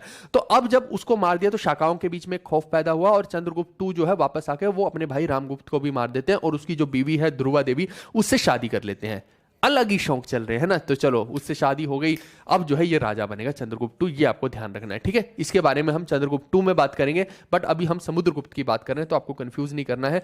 और ये देखिए समुद्रगुप्त टू का कि बहुत सारे सिक्के आपको दिख रहे हैं, ये वीणा वाला सिक्का दिख रहा है, अगर आप ध्यान से देखेंगे बिल्कुल ऐसा ही है ना। ये देखो हाथ में वीणा है, यहाँ पे देखो ये रही वीणा, ये रही इसके हाथ में वीणा, थोड़ा सा ध्यान से देखेंगे तो आपको समझ में आ जाएगा। तो वीणा वाला जो है वो समुद्रगुप्त है, ठीक है। ये हिंदी में मैंने लिख दिया, इसको एक बार रीड कर लेंगे। अब देखो कि समुद्रगुप्त ने और क्या क्या किया। He defeated the princes of Ganga Yamuna Doab, मैंने बताया ना इसने काफी लोगों को हराया था, काफी, तभी तो नेपोलियन कहला रहा था। साथ में जो है जो अच्युता थे अहिछत्रा के, उनको हराया। गणपति नागा ऑफ मथुरा को हराया। फिर प्रिंस ऑफ कोटा फैमिली जो कि बुलंदशहर में रह रहे हैं उनको भी हराया, यूपी वालों को भी हराया, सबको हराया है ना। जो भी आसपास दिख रहा था ये आदमी को, सबको मार काट रहा था, सबको हरा रहा था, है ना। या तो इसको एक्सेप्ट कर लो इसकी अथॉरिटी को, नहीं तो फिर तुम जाओगे काम से। अब he defeated 5 frontier states in Bengal, Assam, Nepal, republican states in Punjab. हर जगह जो आज की डेट के हिसाब से राज्य बन रहे हैं मैंने वो बता दिए। ऐसा नहीं कि उस टाइम पे पंजाब में सिखों का शासन था, सिख तो थे ही नहीं तब, सीधी सी बात है ना। तो सिख तो जो है गुरु नानक के टाइम में अगर आप देखेंगे तो 1469 एडी में आ रहे हैं, तो ये तो बहुत पुरानी बात होगी। आप देखिए ना कि लगभग हम तो 250-300 एडी के आसपास की बातें कर रहे हैं। तो ये जो है पूरे का पूरा बंगाल, असम, नेपाल, पंजाब, है ना, इन सब एरियाज के अंदर जो है आक्रमण करता है और इनको अपने अंडर कर लेता है। कोई पूछे तो आप इजीली बता सकते हैं। इसके बाद ये सिर्फ यहीं तक नहीं रुकता, ये फॉरेस्ट किंगडम जो होती हैं, आप देखिए कि फॉरेस्ट में क्या होता है, फॉरेस्ट में भी बहुत सारे कबीले होते हैं, भील रहते हैं, तो वो जितने भी हैं आदिवासी लोग रहते हैं उनको भी अपने अंडर करने की कोशिश करते हैं कि ये जो जंगल है ये भी मेरे शासन में है। उनको उस टाइम पे क्या बोला जाता था, अतावी का राज्य बोला जाता था। इवन गुप्ता कह रहा हूँ, मौर्यों के टाइम में भी अतावी का राज्य ही बोला जाता था फॉरेस्ट किंगडम को। तो ये अतावी का राज्य जो होते थे उनको भी अंडर करने की इसने कोशिश की है। स्पेशली आप देखिए कि विंध्या रीजन के जो है ना, अब विंध्य रीजन दक्कन के पठार के आसपास का रीजन आप मान लीजिए, है ना। तो अपने कंट्रोल में इनको ले लिया। इसके बाद दक्षिण पथ की एक्सपेडिशन में बहुत सारे साउथ के राजाओं को, 12 साउथ के राजाओं को अपने अंडर कर लिया, है ना, उनको जो है मिला लिया अपने साथ, ये आपको ध्यान रखना है। उसके बाद इसने साकाज को, कुशान किंग्स को, जो स्पेशली उस टाइम पे अफगानिस्तान पे रूल कर रहे थे, उनको भी हराया। तो कहने का मतलब है इतने लोगों को जब हरा दिया, कोई इसके सामने टिक नहीं रहा था, तो इसीलिए इसको मोस्ट पावरफुल रूलर का हमने खिताब दे दिया है। ये आपको ध्यान रखना है समुद्रगुप्त के बारे में, ठीक है भाई। ये मैंने हिंदी में लिख दिया है। अब आप देखिए कि वो कहानी पे वापस आते हैं जिसके अंदर मैंने अभी अभी आपको बताया कि जो ध्रुवा देवी है, उसमें ध्रुवा देवी से शादी कौन कर लेता है? चंद्रगुप्त टू कर लेता है। क्योंकि समुद्रगुप्त के बाद जो बनता है वो रामगुप्त बनता है, लेकिन रामगुप्त को खत्म करके गद्दी पे कौन बैठ रहा है? ये चंद्रगुप्त टू बैठ रहा है। ये आपको ध्यान रखना है, ठीक है दोस्तों। क्या बोल रहे हैं? बोलते औरत का चक्कर बाबू भैया, औरत का चक्कर। चलो जो भी है चक्कर है, अब चक्कर है तो चक्कर है, बस चक्कर चलता सी तो चलता सी, सीधी गल है। चलो, फिफ्थ रूलर कौन बनता है? विक्रमादित्य बनता है ना। अब ये देखो कि समझो इस पूरी की पूरी कहानी को कि इसके जो पूर्वज हैं वो किस किस चीज में माहिर है, वो समझो। अब इसके भाई के पूर्वज जो हैं, समुद्रगुप्त को देख लो या फिर उसका पापा चंद्रगुप्त वन देख लो, है ना। तो समुद्रगुप्त मिलिट्री में बहुत माहिर है, और उसका पापा जो है चंद्रगुप्त वन, वो शादियों में बहुत माहिर है ना, लड़कियों को फंसाने में। अब ये भाई भी तेज निकला। आप मेरे को बताओ, अभी तो पहले तो इसने ध्रुवा देवी को फंसाया है ना तो वहां से याद रहेगा कि ये मैट्रिमोनियल अलायंस बहुत बढ़िया करता था, और ये जो है मिलिट्री अलायंस भी बहुत बढ़िया करता था, है ना। तो ये दोनों ही चीजों में आगे रहा, मैट्रिमोनियल में भी, शादी में भी, और साथ में मिलिट्री वाले में भी, दोनों एम में, एम स्क्वायर बन गया ये भाई साहब। तो ये जो है और विस्तार करता है गुप्ता एम्पायर का, और पीक पे पहुंचाने की कोशिश करता है। तो इसको जो नाम दिया गया है, इसने खुद को एक टाइटल दिया था विक्रमादित्य, ये आपको ध्यान रखना है। इसका नाम असली में चंद्रगुप्त टू है। 380 से 415 एडी के अराउंड इसका जो है कार्यकाल बनता है। अब इसने जो है एक खास तरह के सिक्के लॉन्च किए थे। ये पेपर में एक बार पूछा भी गया है और मैंने पढ़ा भी रखा था आप लोगों को पहले भी। और आप देखिए कि इसने जो है रूपक लॉन्च किया था। रूपक क्या है? एक सिल्वर कॉइन होता है ना। तो सिल्वर कॉइन को जो है, एक मिनट, हाँ, तो सिल्वर कॉइन को जो है इसने लॉन्च किया था, ये आपको ध्यान रखना है। और इस सिक्के का नाम था रूपक। सीधा सीधा पेपर में आए तो आप बता सकते हैं, है ना। इसके अलावा गोल्डन पीरियड जो है, इसी ड्यूरेशन में आप कह सकते हैं कि एक तरह से गुप्ता पीरियड का जो है गोल्डन पीरियड जो है वो इसी के ड्यूरेशन में हुआ था, है ना, विक्रमादित्य के। और इसकी कोर्ट कहाँ पे थी? उज्जैन में थी। अब जैसे ही मैं उज्जैन का नाम लूंगा तो अब फिर मैं आपको वो वाली कहानी पे लेके चलता हूँ, विक्रम बेताल वाली कहानी पे। आप याद कीजिए कि विक्रम बेताल वाली जो कहानी है आपने पढ़ी होगी या कहीं पे देखी होगी, सुनी होगी। तो एक कहानी है सिंहासन बत्तीसी की, कि ऐसा बोला जाता था कि वो सिंहासन के ऊपर जो भी बैठता है ना, वो बहुत प्रॉपरली न्याय करता है, न्याय का राजा बनता है ना। और मेरे को याद है अभी भी, मैंने जब सिंहासन बत्ती से किताब पढ़ी थी तो उसके अंदर राजा भोज जो होता है, जब उसको वो सिंहासन मिलता है तो वो बार बार उसके ऊपर बैठने की कोशिश करता है, ऐसा बोला जाता है। एनेक्डोट्स है, मैंने बोला ना कि सच है झूठ है, वो जो भी है आपको मानना मानिए, नहीं मानना ना मानिए। बट वो जब एक गडरिया, एक्चुअली में क्या है, उसको भी कैसे पता लगता है कि एक गडरिया होता है, वो एक टीले पे जब बैठता है ना तो वो बहुत बढ़िया न्याय कर रहा होता है। वहां पे आसपास के जो छोटे छोटे गडरिया हैं उनके बीच में लड़ाई होगी तो वो बहुत बढ़िया बढ़िया सोल्यूशन दे रहा होता है। तो वो न्याय की व्यवस्था को देख के लोगों को डाउट होता है कि ये इतना बढ़िया, इसके गडरिये के अंदर दिमाग कहां से आया। तो वो जब खोदते हैं भोज के टाइम में, तो वो राजा मिहिर भोज जब निकलवाते हैं तो उनको पता लगता है कि यहाँ तो सिंहासन बत्तीसी दबा हुआ है ना। और वो जो है उसमें वो देवताओं का सिंहासन एक तरह से उसको कंसीडर किया जाता था उस टाइम पे। अब ये मैंने वही बताया, सारी कहानियां हैं, ज्यादा दिल पे लगाने की बात नहीं है। तो उस पे जो भी बैठेगा तो वो जो है, उसमें बहुत सारी पुतलियां होती थी, है ना, 32 पुतलियां होती थी। अब भोज जब भी वहां पे बैठने की कोशिश करता था तो भोज को चिंगारी लगती थी और दूर जाके गिरता था भोज, और वहां से एक पुतली बाहर आती थी और वो जो है विक्रमादित्य की कहानी सुनाया करती थी भोज को कि भैया तुम इस सिंहासन पे बैठने के काबिल नहीं हो। भोज बोलता था मैं तो हूं सिंहासन पे बैठने के काबिल। तो फिर वो ऐसी कहानी सुनाते थे विक्रमादित्य की कि भैया इसके अंदर ये खूबी थी, तुम बताओ तुम्हारे अंदर ये खूबी है, नहीं है, तो तुम नहीं बैठोगे इस सिंहासन पे। तो ऐसा बोला जाता है कहानियों में, है ना। तो कुल मिला के बात यह है कि विक्रमादित्य जो है, इन्होंने ही किसी पुजारी की तपस्या को सफल करने के लिए जो है वो एक लाश का, जो बोलते हैं ना कि एक लाश लेके आओ तुम, तो ये बेताल लेके आते हैं, बेताल उसी को बोलते हैं ना, मरे हुए आदमी की लाश को। तो वो बेताल बार बार इनको कहानियां सुनाता था। फिर वो इनको था कि मौन रहना है इन्होंने, अगर शमशान में गए हैं तो अगर बोल लेंगे तो वो बेताल वापस उड़ के उसी पेड़ पे चला जाएगा। तो ये हमेशा जो है उसका सोल्यूशन देना शुरू कर देते थे कि बेताल जो भी कहानी पूछता था तो फिर जो है ऐसे ऐसे करके वो इनके साथ खेलता रहता है, ये भी खेलते रहते हैं, तो बट फाइनली जो है ये बेताल को ले आता है। तो ऐसे कहानी है पूरी की पूरी। तो ये वही राजा है विक्रमादित्य, वहां से आपको ध्यान रखना है। बट कहानियां इस कहानियां ऑलवेज, है ना, उसको आप सच्चाई के साथ नहीं जोड़ सकते हो, क्योंकि ये एक नॉर्मल इंसान ही रहे होंगे, ऐसा तो कुछ नहीं है। बट ठीक है, आपको पता नहीं है शायद कि यहाँ पे जो लोग हैं वो अलग अलग टाइप की कहानियां गढ़ते हैं और लोगों को अच्छा अच्छा लगता है ना, और एक मन को प्रचलित करती है कहानियां, है ना, उससे लोग कनेक्ट करते हैं, तो जो भी अच्छा लगे। He got the title of Vikramaditya by defeating the Rudra Simha 3। ये एक क्षत्रप राजा था, है ना, साकाज थे, तो क्षत्रपों को हरा के जो है बैठा था ये गद्दी पे। और कैसे हराया था वो मैं आगे बताऊंगा अभी आपको, क्योंकि इसके लिए जो है इसको बहुत सारे अलायंसेस करने पड़े थे, तब जो है उनको साकाज को वहां से निकाला था इसने, ठीक है। और इसके बाद जो है एक आयरन पिलर मिलता है। आयरन पिलर जो है ये कहाँ पे है, कुतुब मीनार के पास। आप देखिएगा कभी दिल्ली में जाएं तो एक लोहे का जो पिलर है वो बना हुआ, कई सौ साल से वो ऐसे ही खड़ा है, अभी तक उसको जंग नहीं लगा है। तो ये अभी भी खास एक रिसर्च करने की बात है कि भैया इस पिलर में खास क्या है, जबकि आयरन पिलर है।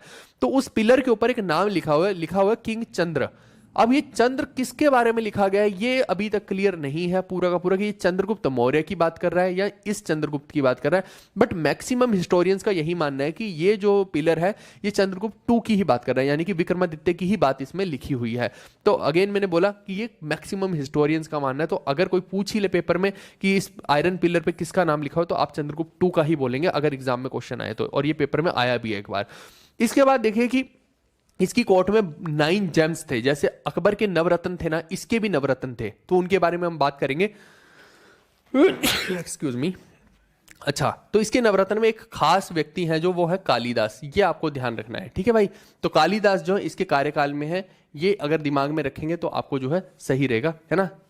आगे बढ़ते हैं, ये हिंदी में मैंने लिख दिया है, ये आप पढ़ लेना आगे। एक चाइनीज पिलग्रिम है फायान। फायान जो है वो इसी टाइम में आते हैं, है ना। एक तो यानसांग हो गई, यानसांग इज डिफरेंट, यानसांग के बारे में भी आगे बताऊंगा मैं जब पुष्यभूति के बारे में बताऊंगा। बट यहां पे अभी देखिए कि फायान जो है वो इसके कार्यकाल में आ रहे हैं, ये आपको ध्यान रखना है, ठीक है दोस्तों। और he entered into matrimonial alliance. ये फायान जो है चाइना से आया था, ठीक है। तो ये फायान यानसांग, जब चाइना में बुद्ध धर्म का विकास हो रहा था ना एक्चुअली में, और वहाँ चाइना में क्या था, बुद्ध धर्म एक नया धर्म था, तो लोग उतना एक्सेप्ट नहीं कर रहे थे। तो वहाँ के लोग उठ उठ के यहाँ पे सीखने आ रहे थे कि भैया इसमें खास क्या है, क्योंकि वहाँ के लोग को समझ नहीं आ रही थी वो। तो उनकी लैंग्वेज में समझाने के लिए कुछ चाइनीज भारत के अंदर आए, यहाँ पे नालंदा में भी रहे, और बहुत सारे जो है लोगों राजाओं के साथ मिले, उनका पूरा का पूरा देखा, धर्म को समझा, कल्चर को समझा। तो फिर उन्होंने जो उस तरफ उस चीज को स्प्रेड करने की कोशिश की उन्हीं की भाषा में। तो ये उन्हीं पिलग्रिम में से एक मान सकते हो फायान को, ठीक है भाई। ये रहा वो ट्रैवलर। इसके बाद मैं बात करता हूं मैट्रिमोनियल अलायंसेस की। तो ये जो चंद्रगुप्त 2 है, इसने शादी किससे की थी, एक नागा कन्या थी जिसका नाम था कुबेर नागा। तो कुबेर नागा से इसने शादी की थी, यानी कि नागाओं से भी जो है इसने दोस्ती बढ़ा ली थी, और वहां से एक लड़की पैदा होती है जिसका नाम था प्रभावती। इसी को बोलते हैं प्रभावती गुप्ता। यानी कि अब मैं जो है आपको वापस से उस वाली कहानी पे कनेक्ट करने वाला हूं, वका टकाओं की कहानी पे। मैंने बोला था ना किसका टका, वका टका, वही वाले टकास, है ना। क्या बोल रहे हैं, अच्छा इतना सारा याद कैसे करें निकम्मो, अगर ये भी नहीं करोगे तो खेलते रहते थे, ये भी नहीं करोगे ना तो पेपर में कुछ नहीं कर पाओगे, समझो। ये तो कुछ ज्यादा है भी नहीं, ये तो इतनी आसान चीजें चल रही हैं, इनके बारे में मैं डेप्थ में तो घुसा ही नहीं हूं। अभी तो मैं सिर्फ ऊपर ऊपर की परतों में ही बात कर रहा हूं। अगर इनके डेप्थ में घुस जाऊं तो तुम तो पागल हो जाओगे। और ये याद करने वाली चीजें हैं, अगर कोई बच्चा इसको छोड़ के जा रहा है तो समझो कि फिर तुम कुछ नहीं तैयारी कर रहे हो, तुम्हारे नंबर जीके में आ ही नहीं सकते। ये भ्रम इसलिए आप लोगों को फैल रहा है कि क्या इतना सारा हमें याद करने की जरूरत है, क्योंकि अभी तक जिनसे आपने पढ़ा है ना उन्होंने ढंग से पढ़ाया ही नहीं आपको। तो इसीलिए तो मैं बोल रहा हूं, क्योंकि मैं पेड कोर्स में तो बहुत डिटेल में चीजें करवाता हूं। तो ये सब चीजें आपको पढ़नी पड़ेंगी। कोई नहीं पढ़ा रहा है टीचर तो आप क्वेश्चन कीजिए उससे, भाई कि ये इतनी सिंपल चीजें क्यों नहीं पढ़ाई जा रही, इनसे क्वेश्चन आ रहे हैं पेपर में। अगर कोई नहीं पढ़ा रहा तो वो आपके पूरे के पूरे उसके साथ खेल रहा है करियर के साथ, और तभी तो जीके में नंबर नहीं आते लोगों के। अब इतनी डेप्थ में तो एसएससी पूछती ही है, रेलवे वाले भी पूछेंगे, हर कोई पूछेगा वनडे एग्जाम में। नहीं पढ़ोगे तो तुम्हारी खुद का लॉस है, मेरा थोड़ी उसके अंदर लॉस है। मैं तो शिद्दत के साथ, ईमानदारी के साथ पढ़ा सकता हूँ, कहानियों के साथ पढ़ाऊंगा ताकि क्लास में चीजें याद हो जाए। अभी नागाओं के साथ उसकी शादी हुई, उसको कुबेर नागा के साथ, फिर वहां से एक लड़की पैदा हुई प्रभावती गुप्ता। क्या ये कहानी इतनी अपने आप में सफिशिएंट नहीं है? आसान तो बात है, इसमें क्या दिक्कत है। अब जो चंद्रगुप्त टू है ये क्या करता है, अपनी इसी लड़की प्रभावती गुप्ता की शादी जो है रुद्रसेन टू से कर देता है। और ये रुद्रसेन टू कौन है, वकाटकाओं का राजा है उस टाइम पे, है ना। राजा तो नहीं है, राजा तो इसके पापा हैं, लेकिन ये उस टाइम का वहां का राजकुमार है, तो पापा के बाद ये राजा बन जाता है। और ये कुल राजा जो रहता है 5 साल तक केवल रहता है राजा, है ना। और इस 5 साल के अंदर ही भाई साहब, एक सेकंड रुकिए, है ना, एक सेकंड दीजिए बस मुझे, ठीक है। 5 सालों के अंदर ही जब ये पूरा राजा बन जाता है तो ये क्या करता है, 5 साल के बाद इसकी डेथ हो जाती है। और इन्हीं 5 सालों में 3 लौंडों को जन्म देता है ये, है ना, प्रभावती गुप्ता। और इसके जो है 3 बच्चे होते हैं, यहाँ पे आपको समझना है। एक का नाम है दिवाकर, दूसरे का नाम है दामोदर और तीसरे का नाम है परावरा। ठीक है, लिख देता हूं मैं कहीं यहाँ पे साफ से शब्दों में, तो आपको ध्यान रहेगा। एक का नाम तो है दिवाकर, ठीक है, एक का नाम है दामोदर, और एक का नाम है परावरा। ये क्या है, सन्स है, 3 सन्स, कहीं लिख देता हूं इनको, 3 सन्स। ठीक है भाई, यानी प्रभावती गुप्ता और रुद्रसेन टू के 3 बच्चे हुए, दिवाकर, दामोदर और परावरा। अब आप समझो कि जब इसकी डेथ हो जाती है रुद्रसेन टू की, तो रुद्रसेन टू की डेथ होते ही वहां पे देखो एक राजा तो है नहीं है और ये अभी बच्चे ही हैं। आप समझो ना, 5 साल के अंदर ही 3 बच्चे हो गए, तो बच्चे अभी छोटे हैं, सिंपल सी बात, समझ रहे हो। अब ऐसे में क्या होता है कि इनकी जो मम्मी है ना, यानी प्रभावती गुप्ता है, वो यहाँ की बन जाती है रीएजेंट। रीएजेंट मतलब कि इनके बिहाफ पे इनको राजा घोषित किया जाएगा, इनको युवराज घोषित कर दिया जाएगा, लेकिन उनके बिहाफ पे जो शासन करेगी उस टाइम तक, है ना, जय महिष्मती तो वो जो है प्रभावती गुप्ता करेगी, ऐसा समझना है आपको। अब वो किसको बनाती है, वो आप समझो कि जैसे मान लो कि वो दिवाकर को बना देती है, ठीक है। तो दिवाकर को राजा बना दिया, युवराज बना दिया एक तरह से कह सकते हो, और जो है उसके नाम पे शासन करती रहती है, 13-14 साल तक वो शासन करती है। लेकिन उसके बाद पता नहीं क्या होता है ऐसा कि वो दिवाकर को राजा तो घोषित नहीं करती, मे बी जब वो 16 साल का हो जाता है तब भी घोषित नहीं करती, मे बी कुछ कारण रहे होंगे उस टाइम पे। तो और उस टाइम पे जाके जो है राजा कौन बनता है फिर, तब भी वो आगे राज करती रहती है ना। और फिर आगे चल के काफी लंबे टाइम के बाद जो है वो दामोदर जो है उसका जो है एक तरह से राजा बन जाता है वहां पे, ये आपको समझना है। अब कुछ हिस्टोरियंस का मानना है कि शायद ये इतना काबिल नहीं था, या बच्चे अभी उतने मैच्योर नहीं थे इसलिए वो राज कर रही थी, या उसके अंदर राज करने की लालसा थी इसलिए राज कर रही थी, whatever is the reason. But एक चीज मैं आपको क्लियरली बता दूं कि वकाटका के अंदर जो आई थी ना प्रभावती गुप्ता, तो उसने कभी भी वकाटका के वंशजों के बारे में कोई बड़ाई नहीं की है, ये आप ध्यान रखना। उसने जितने भी काम किए गुप्ताओं के मतलब हित के ही किए, उसने गुप्ताओं का वर्चस्व बढ़ाने के ही सारे के सारे काम किए। वो बेशक से वकाटका राज्य में आई थी बहू बन के, लेकिन उसने कभी भी वकाटका को उस जैनित तक पहुंचाने की कोशिश कभी भी नहीं की है ना। यानी कि अगेन जो है वो अपने मायके वालों का ही जो है पूरे का पूरा काम करती रही यहाँ पे बैठ के। ये चीज थोड़ी सी अजीब भी लगती है, बट ठीक है, whatever is the reason, तो उनके रीएजेंट के तौर पे ये रही थी। अब ये आप समझो कि चंद्रगुप्त टू जो है उसको ऐसा करने की जरूरत ही क्यों पड़ी, है ना। तो आपको मैं थोड़ी सी कहानी और लेके चलता हूं, और इंटरेस्टिंग बनाते हैं कहानी को। ये मैप देखते हैं, मैप में आप देखो कि इस तरफ जो है पूरा का पूरा गुप्ता राज्य है, यहां पे कौन बैठे हैं, शाका बैठे हैं। ये आप गुजरात के आसपास का एरिया मान लीजिए साका, इधर बैठे हैं गुप्ता, ठीक है। और इधर कौन बैठे हैं, वकाटका, ठीक है भाई, किसका टका, वकाटका। अब आप समझो कि इसने जो है अपनी बेटी की शादी इधर इसलिए की चंद्रगुप्त टू ने कि ये वकाटकाओं को अपने साथ मिलाना चाहता है। अब जब दोनों के बीच में संबंध जुड़ जाएगा तो ऑब्वियस सी बात है हर युद्ध में भी एक साथ रहेंगे, और एक तरह से इसकी जो टेरिटरी है पूरी की पूरी इधर से भी सुरक्षित रहेगी, बीच में एक बफर स्टेट का भी काम करेगी, और कहीं भी युद्ध होगा तो दोनों साथ में जाएंगे।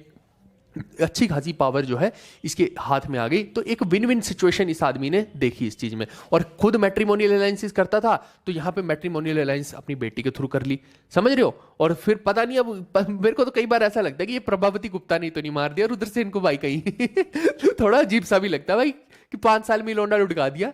चलो जो भी रीजन है, बट आपको समझना है कि अब ये शाका जो यहां पे बैठे हैं, ये बंदा जो है चंद्रगुप्त टू, ये चाहता है कि शाकाओं को यहां से हटाना है। अब इधर से तो ये हमला करेगा और इधर से ये वकाटका करेंगे, तो शाकाओं को जो है हाथ पैर की डाल देंगे यहां पे, ऐसी की तैसी फेर देंगे दोनों मिलके, और वो फेरते भी हैं और अल्टीमेटली शाकास को यहां पे हमेशा के लिए रिमूव कर देते हैं। इसके बाद जो है शाका साम्राज्य खत्म हो जाता है, शाकाल भारत से समाप्त, और यहां पे पूरा का पूरा गुप्ता राज्य बन जाएगा। और जब रुद्रसेन टू की डेथ होती है तो उसके बाद ये वकाटका भी इनके कब्जे में आ जाता है। तो कुल मिला के आप देखिए कि पूरा पूरा जो नॉर्थ वाला भारत है, पाकिस्तान वाला एरिया, अफगानिस्तान की बाउंड्री टच वाला एरिया, वो पूरा का पूरा मैप आपका गुप्ता एम्पायर का मैप बनता है। अब मैं आपको वापस से वो मैप एक बार दिखा देता हूं जो मैंने शुरू में बोला था कि आप अभी मत एज्यूम करो कि ये वाला मैप है, ये रहा वो मैप, ठीक है। यानी कि ये पूरा मैप, यहाँ वकाटकास वगैरह थे उनको भी अपने साथ लगा लीजिए, ये वकाटका है यहाँ पे, ये भी इन्हीं के अधीन हो गए एक तरह से। तो कुल मिला के आप देखो ये पूरा का पूरा मैप जो है गुप्ता बन जाता है। अब जो है इसको आप समझ सकते हो, लेकिन इस टाइम पे नहीं समझ सकते थे, तीसरे शासक तक ऐसा नहीं था, धीरे धीरे तो एक्सपेंशन होती है ना, तो ऐसे समझना है आपको। ठीक है दोस्तों, अब ये जो है गुप्ता एम्पायर बन गया, पूरे का पूरा अपनी पीक पे पहुंच गया, आप समझ सकते हैं। लेकिन सबसे बड़ा शासक समुद्रगुप्त को ही माना जाता है, ये भी आपको ध्यान रखना है। इसके बाद इसने जो है डिफीट किया, वही मैंने आपको बताया, चंद्रगुप्त टू ने जो है डिफीट किया शाकाओं के राजा रुद्रसिम्हा थ्री को।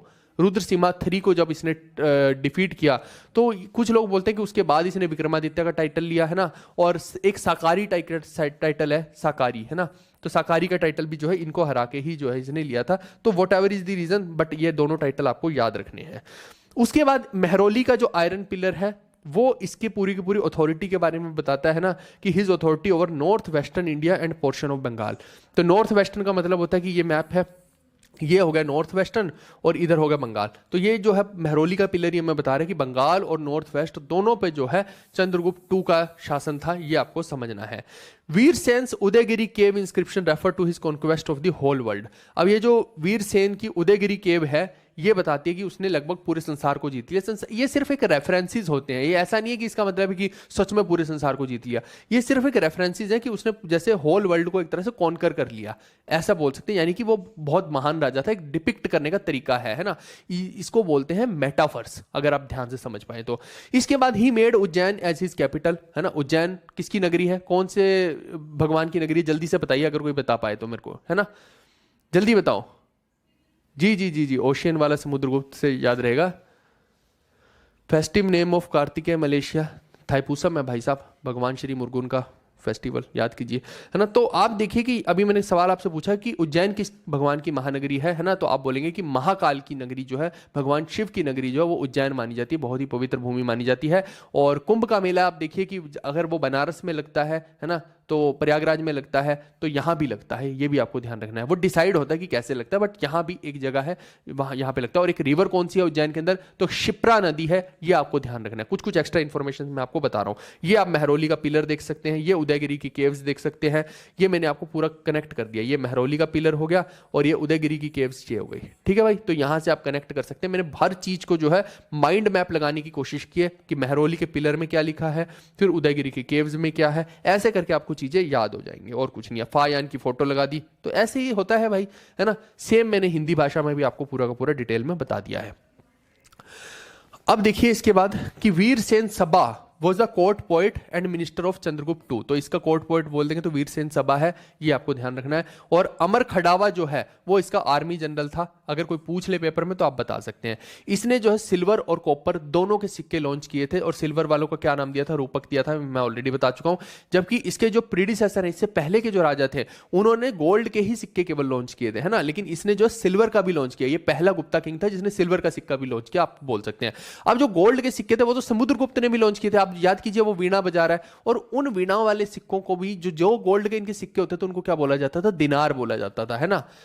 आज मेरे को बताओ कि दिनार जो है कहां की वो है, करेंसी कहां की है, कोई भी बच्चा मेरे को बताओ कि दिनार जो है वो कहां की करेंसी है ना। पता होना चाहिए तुम्हें कि दिनार कहां की करेंसी है। तो इन्होंने ही जो है गोल्ड कॉइन्स को लॉन्च किया था और उनका नाम दिया था दिनार, ठीक है। अब ये मैंने हिंदी में लिख दिया है। ये आप देखिए बहुत सारे वेरियस गोल्ड कॉइन जो चंद्रगुप्त टू के टाइम के हैं, हर किसी ने देखिए कि गोल्ड कॉइन्स भी लॉन्च किए हैं। ये आप देखिए कि सिल्वर कॉइन्स भी आपको यहाँ पे दिख रहे होंगे, गोल्ड कॉइन्स भी दिख रहे हैं, कॉपर वाले भी दिख रहे हैं। तो कुल मिला के ये जो बहुत सारे आप देख सकते हैं सिक्के हैं यहाँ पे।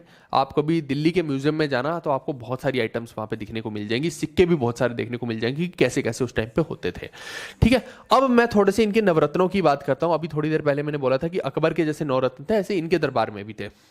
अब एक है वराह मिहिर। वराह मिहिर जो है वो एस्ट्रोलॉजर माना जाता है, ज्योतिषी माना जाता है, ये आपको ध्यान रखना है।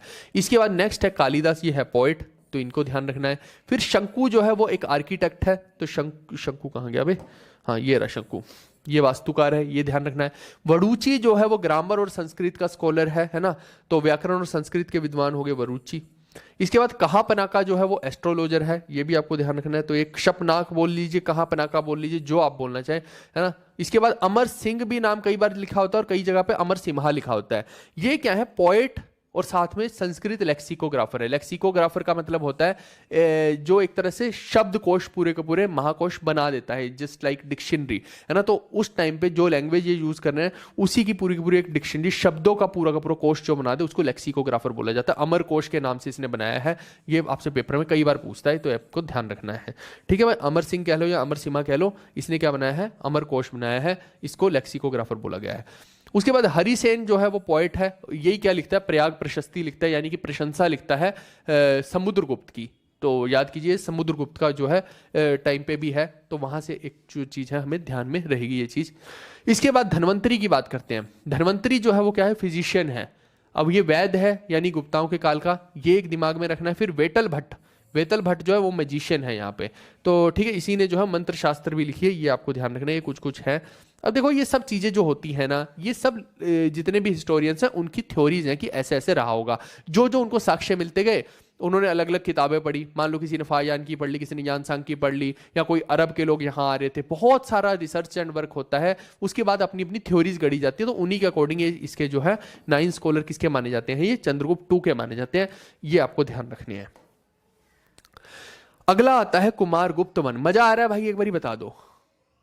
हाँ, कल वाली पीडीएफ इसलिए नहीं डाली कि मैंने बताया भी था आप लोग को कि बैक एंड पे जो है थोड़ा सा काम चल रहा है एप्लीकेशन का, तो इस वजह से उस पर कुछ भी अपलोड वगैरह नहीं हो रहा था, इसलिए पीडीएफ नहीं डाली है। पीडीएफ मैं डाल दूंगा, डोंट वरी अबाउट इट। जो मैंने बोला वो मैं करूंगा, ऐसा नहीं है।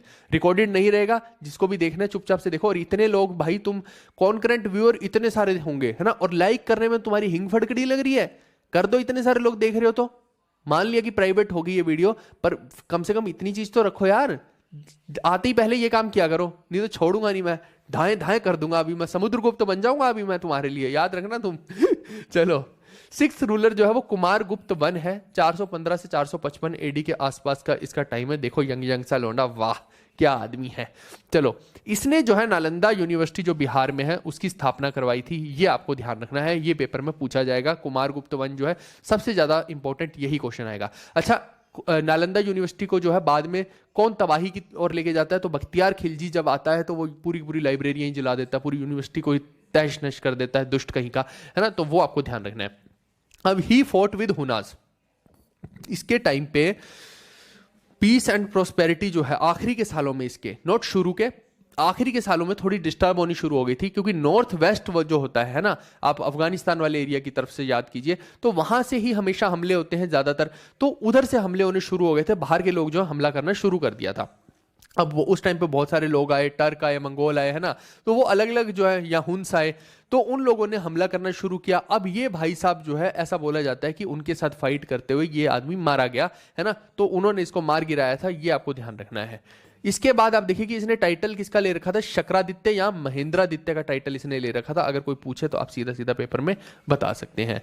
इसके बाद इसके बारे में हमें पता कहां से लगता है, कौन सी इंस्क्रिप्शंस के बारे में, जैसे हमें अभी देखा ना चंद्रगुप्त 2 के बारे में हमें मेहरौली की इंस्क्रिप्शन से पता लग रहा है, या आयरन पिलर से पता लग रहा है, ऐसे इसके बारे में कहां से पता लग रहा है, तो इसके बारे में जो है बिलसाड एक जगह है यूपी के आसपास में, तो वहां के एक इंस्क्रिप्शन से पता लग रहा है। फिर करण दंड इंस्क्रिप्शन से पता लग रहा है। फिर एक मंदसौर की इंस्क्रिप्शन है ना। इंस्क्रिप्शन मतलब कि जैसे किसी लोहे के ऊपर कुछ गढ़ दिया या दीवारों या पत्थरों पर कुछ लिख दिया, ऐसे उससे पता लगता है ना। अगर सोचो ये ना किया होता तो हमें इनके बारे में पता भी नहीं लगता। वो नीचे जमीन से निकले हैं सारी की सारी चीजें, बहुत सारी, या कहीं कोई पिलर मिल गया हमें, तो उनके ऊपर जो लिखा हुआ मिला हमें पता लगता है कि ये हमारे वंशज, या हम इनके वंशज हैं, या हम हमारे पूर्वज हैं ये लोग, आप ऐसा बोल सकते हो एक तरह से। ठीक है भाई। अब इसके बाद जो है एक इंस्क्रिप्शन है दामोदरपुर में, वहां से मिला। फिर कॉपर प्लेट्स जो है बहुत सारी मिली हैं, तो वहां से हमें देखने को मिला कि इनके बारे में, ये आपको ध्यान रखना है। एक सेकंड रुकिए, थोड़ा सा मैं ठीक कर देता हूँ। हाँ, अब आपको पूरा दिख रहा होगा। इसके बाद आप देखिए जो गुप्ता एम्पायर है उसने जो है फॉरेन इन्वेजन्स बहुत सारी फेस की थी इसके आखिरी के टाइम में, वो मैं ऑलरेडी आपको समझा ही चुका हूं।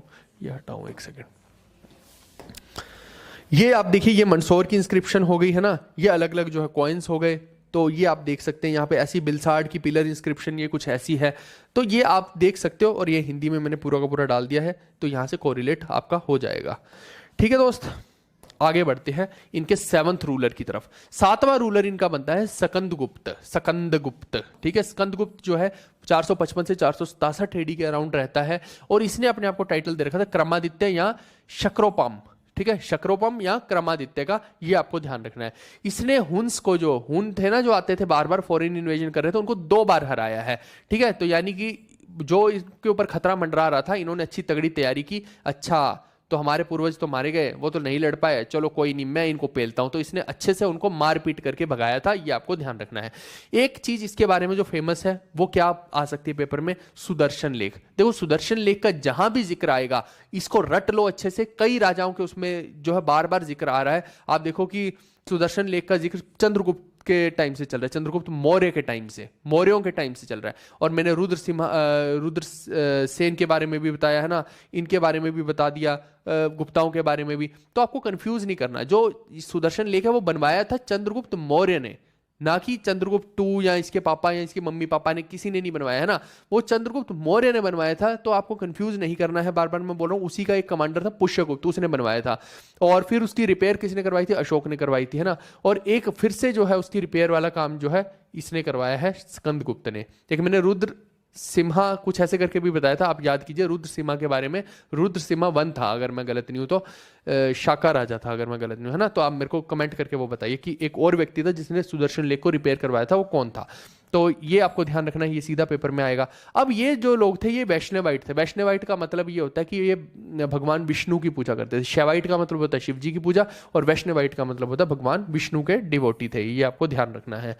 और इसकी डेथ के बाद जो है गुप्ता एम्पायर के जो गोल्डन डेज चल रहे थे, बहुत बढ़िया चल रहा था, वो सारा का सारा डिसकंटिन्यू हो जाता है। और जो लोकल रूलर होते हैं, जो कि फ्यूडेटरी होते हैं इनके, है ना, लोकल रूलर का मतलब फ्यूडेटरी, है ना। जैसे आज की डेट में सीएम है, अब मान लो कि कल को जो मेन राजा है, अब अभी तो अपनी डेमोक्रेसी चल रही है, अब मोनार्क के हिसाब से समझो कि अगर भारत में जो राजा है वो मर जाता है ना, तो जो नीचे सीएम है ना जितने भी, वो बोलेंगे कि नहीं अब मैं टैक्स नहीं दूंगा, ये स्टेट मेरी है, मैं ही इसका सब कुछ रखूंगा, वो अलग कर लेंगे खुद को, ऐसा समझ लीजिए। तो जो बहुत सारी फ्यूडेटरीज थी गुप्तास की, उन्होंने खुद को अलग अलग कर लिया, तो पूरा का पूरा एम्पायर फिर से तहस नहस होना शुरू हो गया, यहाँ से आप समझ सकते हैं। और वो जो फ्यूडेटरीज थी वो खुद को हेरिडिटरी राइट्स देकर बैठ गई, यानी कि राजा का बेटा ही राजा बनेगा। तो इस तरीके से उन्होंने अपना खेल शुरू कर दिया। ठीक है भाई। तो ये थोड़ा सा हुंस वाला मैप दिखा रखा है कि कैसे किस एरिया में जो है हुंस के साथ लड़ाई हुई थी। ये सुदर्शन लेख मैंने यहाँ पे बता दिया है। स्कंदगुप्त ने जो गोल्ड कॉइन्स लॉन्च किए थे उनके बारे में थोड़ा सा दिखा दिया है। तो ये थोड़ा थोड़ा चीज़ें आपको स्कंदगुप्त के बारे में ध्यान में रखनी है। सेम बातें जो है मैंने अच्छा एक और चीज बताई थी, जूनागढ़ का इंस्क्रिप्शन। अच्छा हाँ हाँ, जूनागढ़ के इंस्क्रिप्शन के बारे में भी बताया था, याद करो मैंने आप लोगों को। तो जूनागढ़ के इंस्क्रिप्शन के ऊपर क्या लिखा हुआ है, सुदर्शन लेख के बारे में लिखा हुआ है। तो ऑब्वियस ही बात है कि फिर जूनागढ़ का अगर नाम लेंगे तो स्कंदगुप्त का भी नाम फिर आना तय है, क्योंकि इसने भी रिपेयर करवाया था। तो जूनागढ़ की जो इंस्क्रिप्शन है ये टेल करती है, हमें बताती है कि इसका ही एक गवर्नर था पर्णदत्त। तो ये पर्णदत्त ने जो है सुदर्शन लेख को रिपेयर करवाया था। या तो वो पर्णदत्त लिखा होगा वहां पे, पर्णदत्त नहीं होगा, अगर राजा का नाम पूछा है तो फिर ये स्कंदगुप्त हो जाएगा। ठीक है दोस्तों, तो कंफ्यूज मत करना। और ये सब जूनागढ़ के इंस्क्रिप्शन में मिल रहा है, तो यानी कि स्कंदगुप्त एग्जिस्ट किया था, ये हमें जूनागढ़ के इंस्क्रिप्शन से भी देखने को मिल रहा है। अब इसके बहुत सारे सक्सेसर हुए हैं, जैसे बुद्धगुप्त हुआ, वैन्यगुप्त हुआ, भानुगुप्त हुआ, नरसिम्हागुप्त हुआ, कुमारगुप्त हुआ, विष्णुगुप्त हुआ, बहुत सारे हुए हैं। लेकिन लास्ट अगर शासन जिसने किया है वो विष्णुगुप्त ने किया है, ये आपको ध्यान रखना है। ये इनका लास्ट रूलर है, लास्ट नॉन रूलर जो है वो विष्णुगुप्त ही है इनका, जो कि लगभग 540 से 550 एडी के आसपास था। यानी कि 550 एडी के आसपास ऑलमोस्ट गुप्ता एम्पायर जो डिस्टिंक्ट एम्पायर जो था, पूरा का पूरा एक यूनिफाइड था, वो जो है डिस्पर्स हो गया, आप ऐसे समझेंगे। यानी कि अखंड भारत फिर से टुकड़ों में बिखर गया, आप ऐसे इसको समझ सकते हैं। आप समझो कि चाणक्य ने जो है अखंड भारत, पहले तो धनानंद ने लगभग अखंड भारत बना रखा था, बट ठीक है, चाणक्य ने अगेन जो है एक बहुत बड़ा अखंड भारत का निर्माण करवाया। उसके बाद जो है पुष्यमित्र ने जैसे तैसे उसको संभाला, और फिर जो है कुशांस ने आके पूरा का पूरा नॉर्थ हड़प लिया, और नीचे अलग अलग राजा थे साउथ वाले, है ना, संगमेश वगैरह के बारे में भी हमने पढ़ा। और फिर जो है अल्टीमेटली जब गुप्ता आए तो उन्होंने फिर से एक अखंड भारत का निर्माण किया।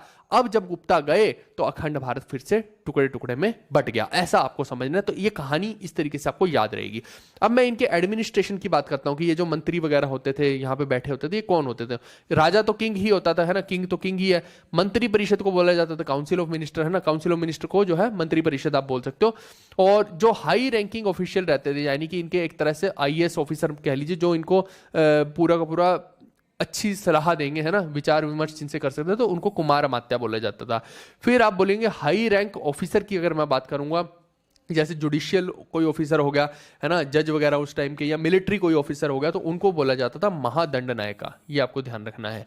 फिर उपारिका जो होता था, गवर्नर को बोला जाता था उस टाइम पे, वहां का कोई भी गवर्नर होगा तो उसको उपारिका बोल दिया जाएगा। और एक ये पेपर में आया था विट्ठी, बताओ क्या होता है। तो विट्ठी इनकी एडमिनिस्ट्रेटिव यूनिट थी। जैसे आप समझो कि आज की डेट में अलग अलग एडमिनिस्ट्रेटिव यूनिट्स बना दी जाती है ना, कि ये जो है हमारा ये वाला राज्य है, ये वाला है, आप ऐसे समझ लीजिए। तो ऐसी उस टाइम पे जो है विट्ठीज में जो है राज्य को बांट दिया था, आप ऐसे समझ सकते हैं, स्टेट्स टाइप मान लीजिए एक तरह से। ठीक है, तो ये मैंने बता दिया हिंदी में भी। इसके बाद टाइटल्स की मैं बात करता हूं, तो कौन कौन से टाइटल किसने ले रखे थे आप याद कीजिए कि श्रीगुप्त ने जो टाइटल लिया, अधिराज या फिर महाराज का टाइटल लिया। घटोत्कच ने महाराज का टाइटल लिया था।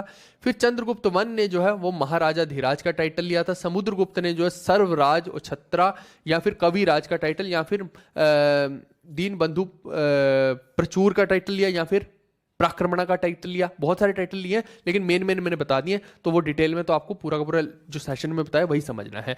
इसके बाद आप देखिए कि चंद्रगुप्त टू ने जो लिया वो विक्रमादित्य का टाइटल, ये मेन टाइटल इसका यही था, है ना। और भी बहुत सारे टाइटल रहते हैं लेकिन मेन यही था। फिर इसके बाद आप महाराजा धीराज का भी टाइटल लिया है ऐसे तो इसने, बट ये ध्यान रखना विक्रमादित्य इंपॉर्टेंट टाइटल है। फिर एक साकारी टाइटल था, वो भी याद कीजिए। फिर उसके बाद कुमारगुप्त ने जो लिया है वो महेंद्रादित्य या शक्रादित्य का टाइटल लिया, जिसको हंस ने हरा दिया था। फिर इसी का बदला लेने के लिए स्कंदगुप्त ने जो हंस को हराया था, तो इसने जो है क्रमादित्य का टाइटल लिया और एक शक्रोपम का टाइटल। इसका अगर आपको पेपर में आ जाए विक्रमादित्य, तो इसका नाम मत लिखना, है ना। ले रखा था इसने, लेकिन आप इसको विक्रमादित्य के नाम से नहीं जानेंगे। विक्रमादित्य जो है वो चंद्रगुप्त टू के नाम से ही जानेंगे, तो आपको समझना है, ठीक है। और एक जो कौन सा टाइटल हो जाएगा इसका, शक्रोपम। शक्रोपम ये मैंने पीछे भी बता दिया हिंदी में आपको पहले से ही, ठीक है। तो यहां भी मैं छोटा सा क्रॉस लगा देता हूं कि आपको ध्यान रहे, और अलग से लगा देता हूं, ठीक है। और यहां पे भी हिंदी में भी लिख देता हूं शक्रोपम, ठीक है दोस्तों, ये बता दिया। चलो अब इनके टैक्सेस के बारे में भी देख लेते हैं। देखो उस टाइम पे जो गुप्ता काल है बहुत ज्यादा पीक पे तो चल ही रहा है। आप सोचो कि इतना बड़ा साम्राज्य है, उसको एक तो एस्टेब्लिश करके रखना है, जोड़ के रखना है, और सबको अपने कंट्रोल में भी रखना है। तो उसके लिए क्या जरूरी होंगे, टैक्सेस होंगे। आपको लगता है कि शायद आज की जो सरकार है वही टैक्सेस जो है इतने सारे ठोके हुए हम पे, GST, income tax, sales tax, पता नहीं वैट, शैट, पता नहीं क्या क्या टैक्स ठोक रखे हैं, लेकिन ऐसा नहीं है। आप देखो कि गुप्ता काल में बेशक से हम बोल रहे हैं कि स्वर्णिम काल है, बहुत सारी डेवलपमेंट्स हो रही है, लेकिन इन्होंने इतना दे धनाधन टैक्स ठोक रखा था लोगों पे, बहुत सारे टैक्स, और फोर्स्ड टैक्स भी देखने को मिलते हैं कि जबरदस्ती के टैक्स भी लगाते थे। ऐसा भी था, जैसे आज देखिए ना टैक्स के ऊपर भी टैक्स लगा देते, सरचार्ज लगा दिया जबरदस्ती का, वैसे ये भी करते थे। आज देखो पॉपकॉर्न पे भी टैक्स लग रहा है, क्या कर सकते हैं आप। अब देखो जो भाग है, ये आपको ध्यान रखना है कि जो भाग होता है ना, ये 1/6 टैक्स होता है, 1/6 टैक्स, यानी कि एक तरह से 1/6 ऑफ लैंड आप कह सकते हो, 1/6 ऑफ लैंड पे लगता है। मान लो कि आपके पास जो है 6 हेक्टेयर लैंड है, तो उसका 1/6 पे जो भी आपको रेवेन्यू होगा ना, वो सारा आपको सरकार को देना पड़ेगा। ये आपको ध्यान रखना है, यानी कि आप जो खेती कर रहे हो उसका 1/6, तो किंग्स शेयर होता था, वो राजा का है वो पूरा का पूरा, जो भी खेती रहेगी पूरे खेत में 1/6 भाग, ये इसको बोलते हैं भाग। ये पेपर में आता है, इसको स्टार मार्क कर लो। एक होता है भोग, भोग होता है जनरल ट्रिब्यूट, कि जनरली कोई आप राजा को जो है देना चाहते हो, तो वो हो गया भोग। फिर हिरण्य क्या होता है, ये tax on special produce taken in cash, ये अलग से एक टैक्स लिया जाता है, लेकिन कैश की फॉर्म में लिया जाता है। ये आपको ध्यान रखना है, इसमें ये शब्द बहुत इंपॉर्टेंट है। यहां पे जो भाग है, आप देखिए कि भाग मैंने वैसे भी आपको समझाया था कि भाग जो होता है वो कैश में भी हो सकता है, मैं लिख देता हूं यहां पे, भाग जो होता है वो कैश में भी हो सकता है, वो काइंड में भी हो सकता है। काइंड में यानी कैश का तो मतलब हो गया कि भैया आपने फसल को बेचा, वहां से जितने भी पैसे बने उसका 1/6 राजा को रुपए दे दिए।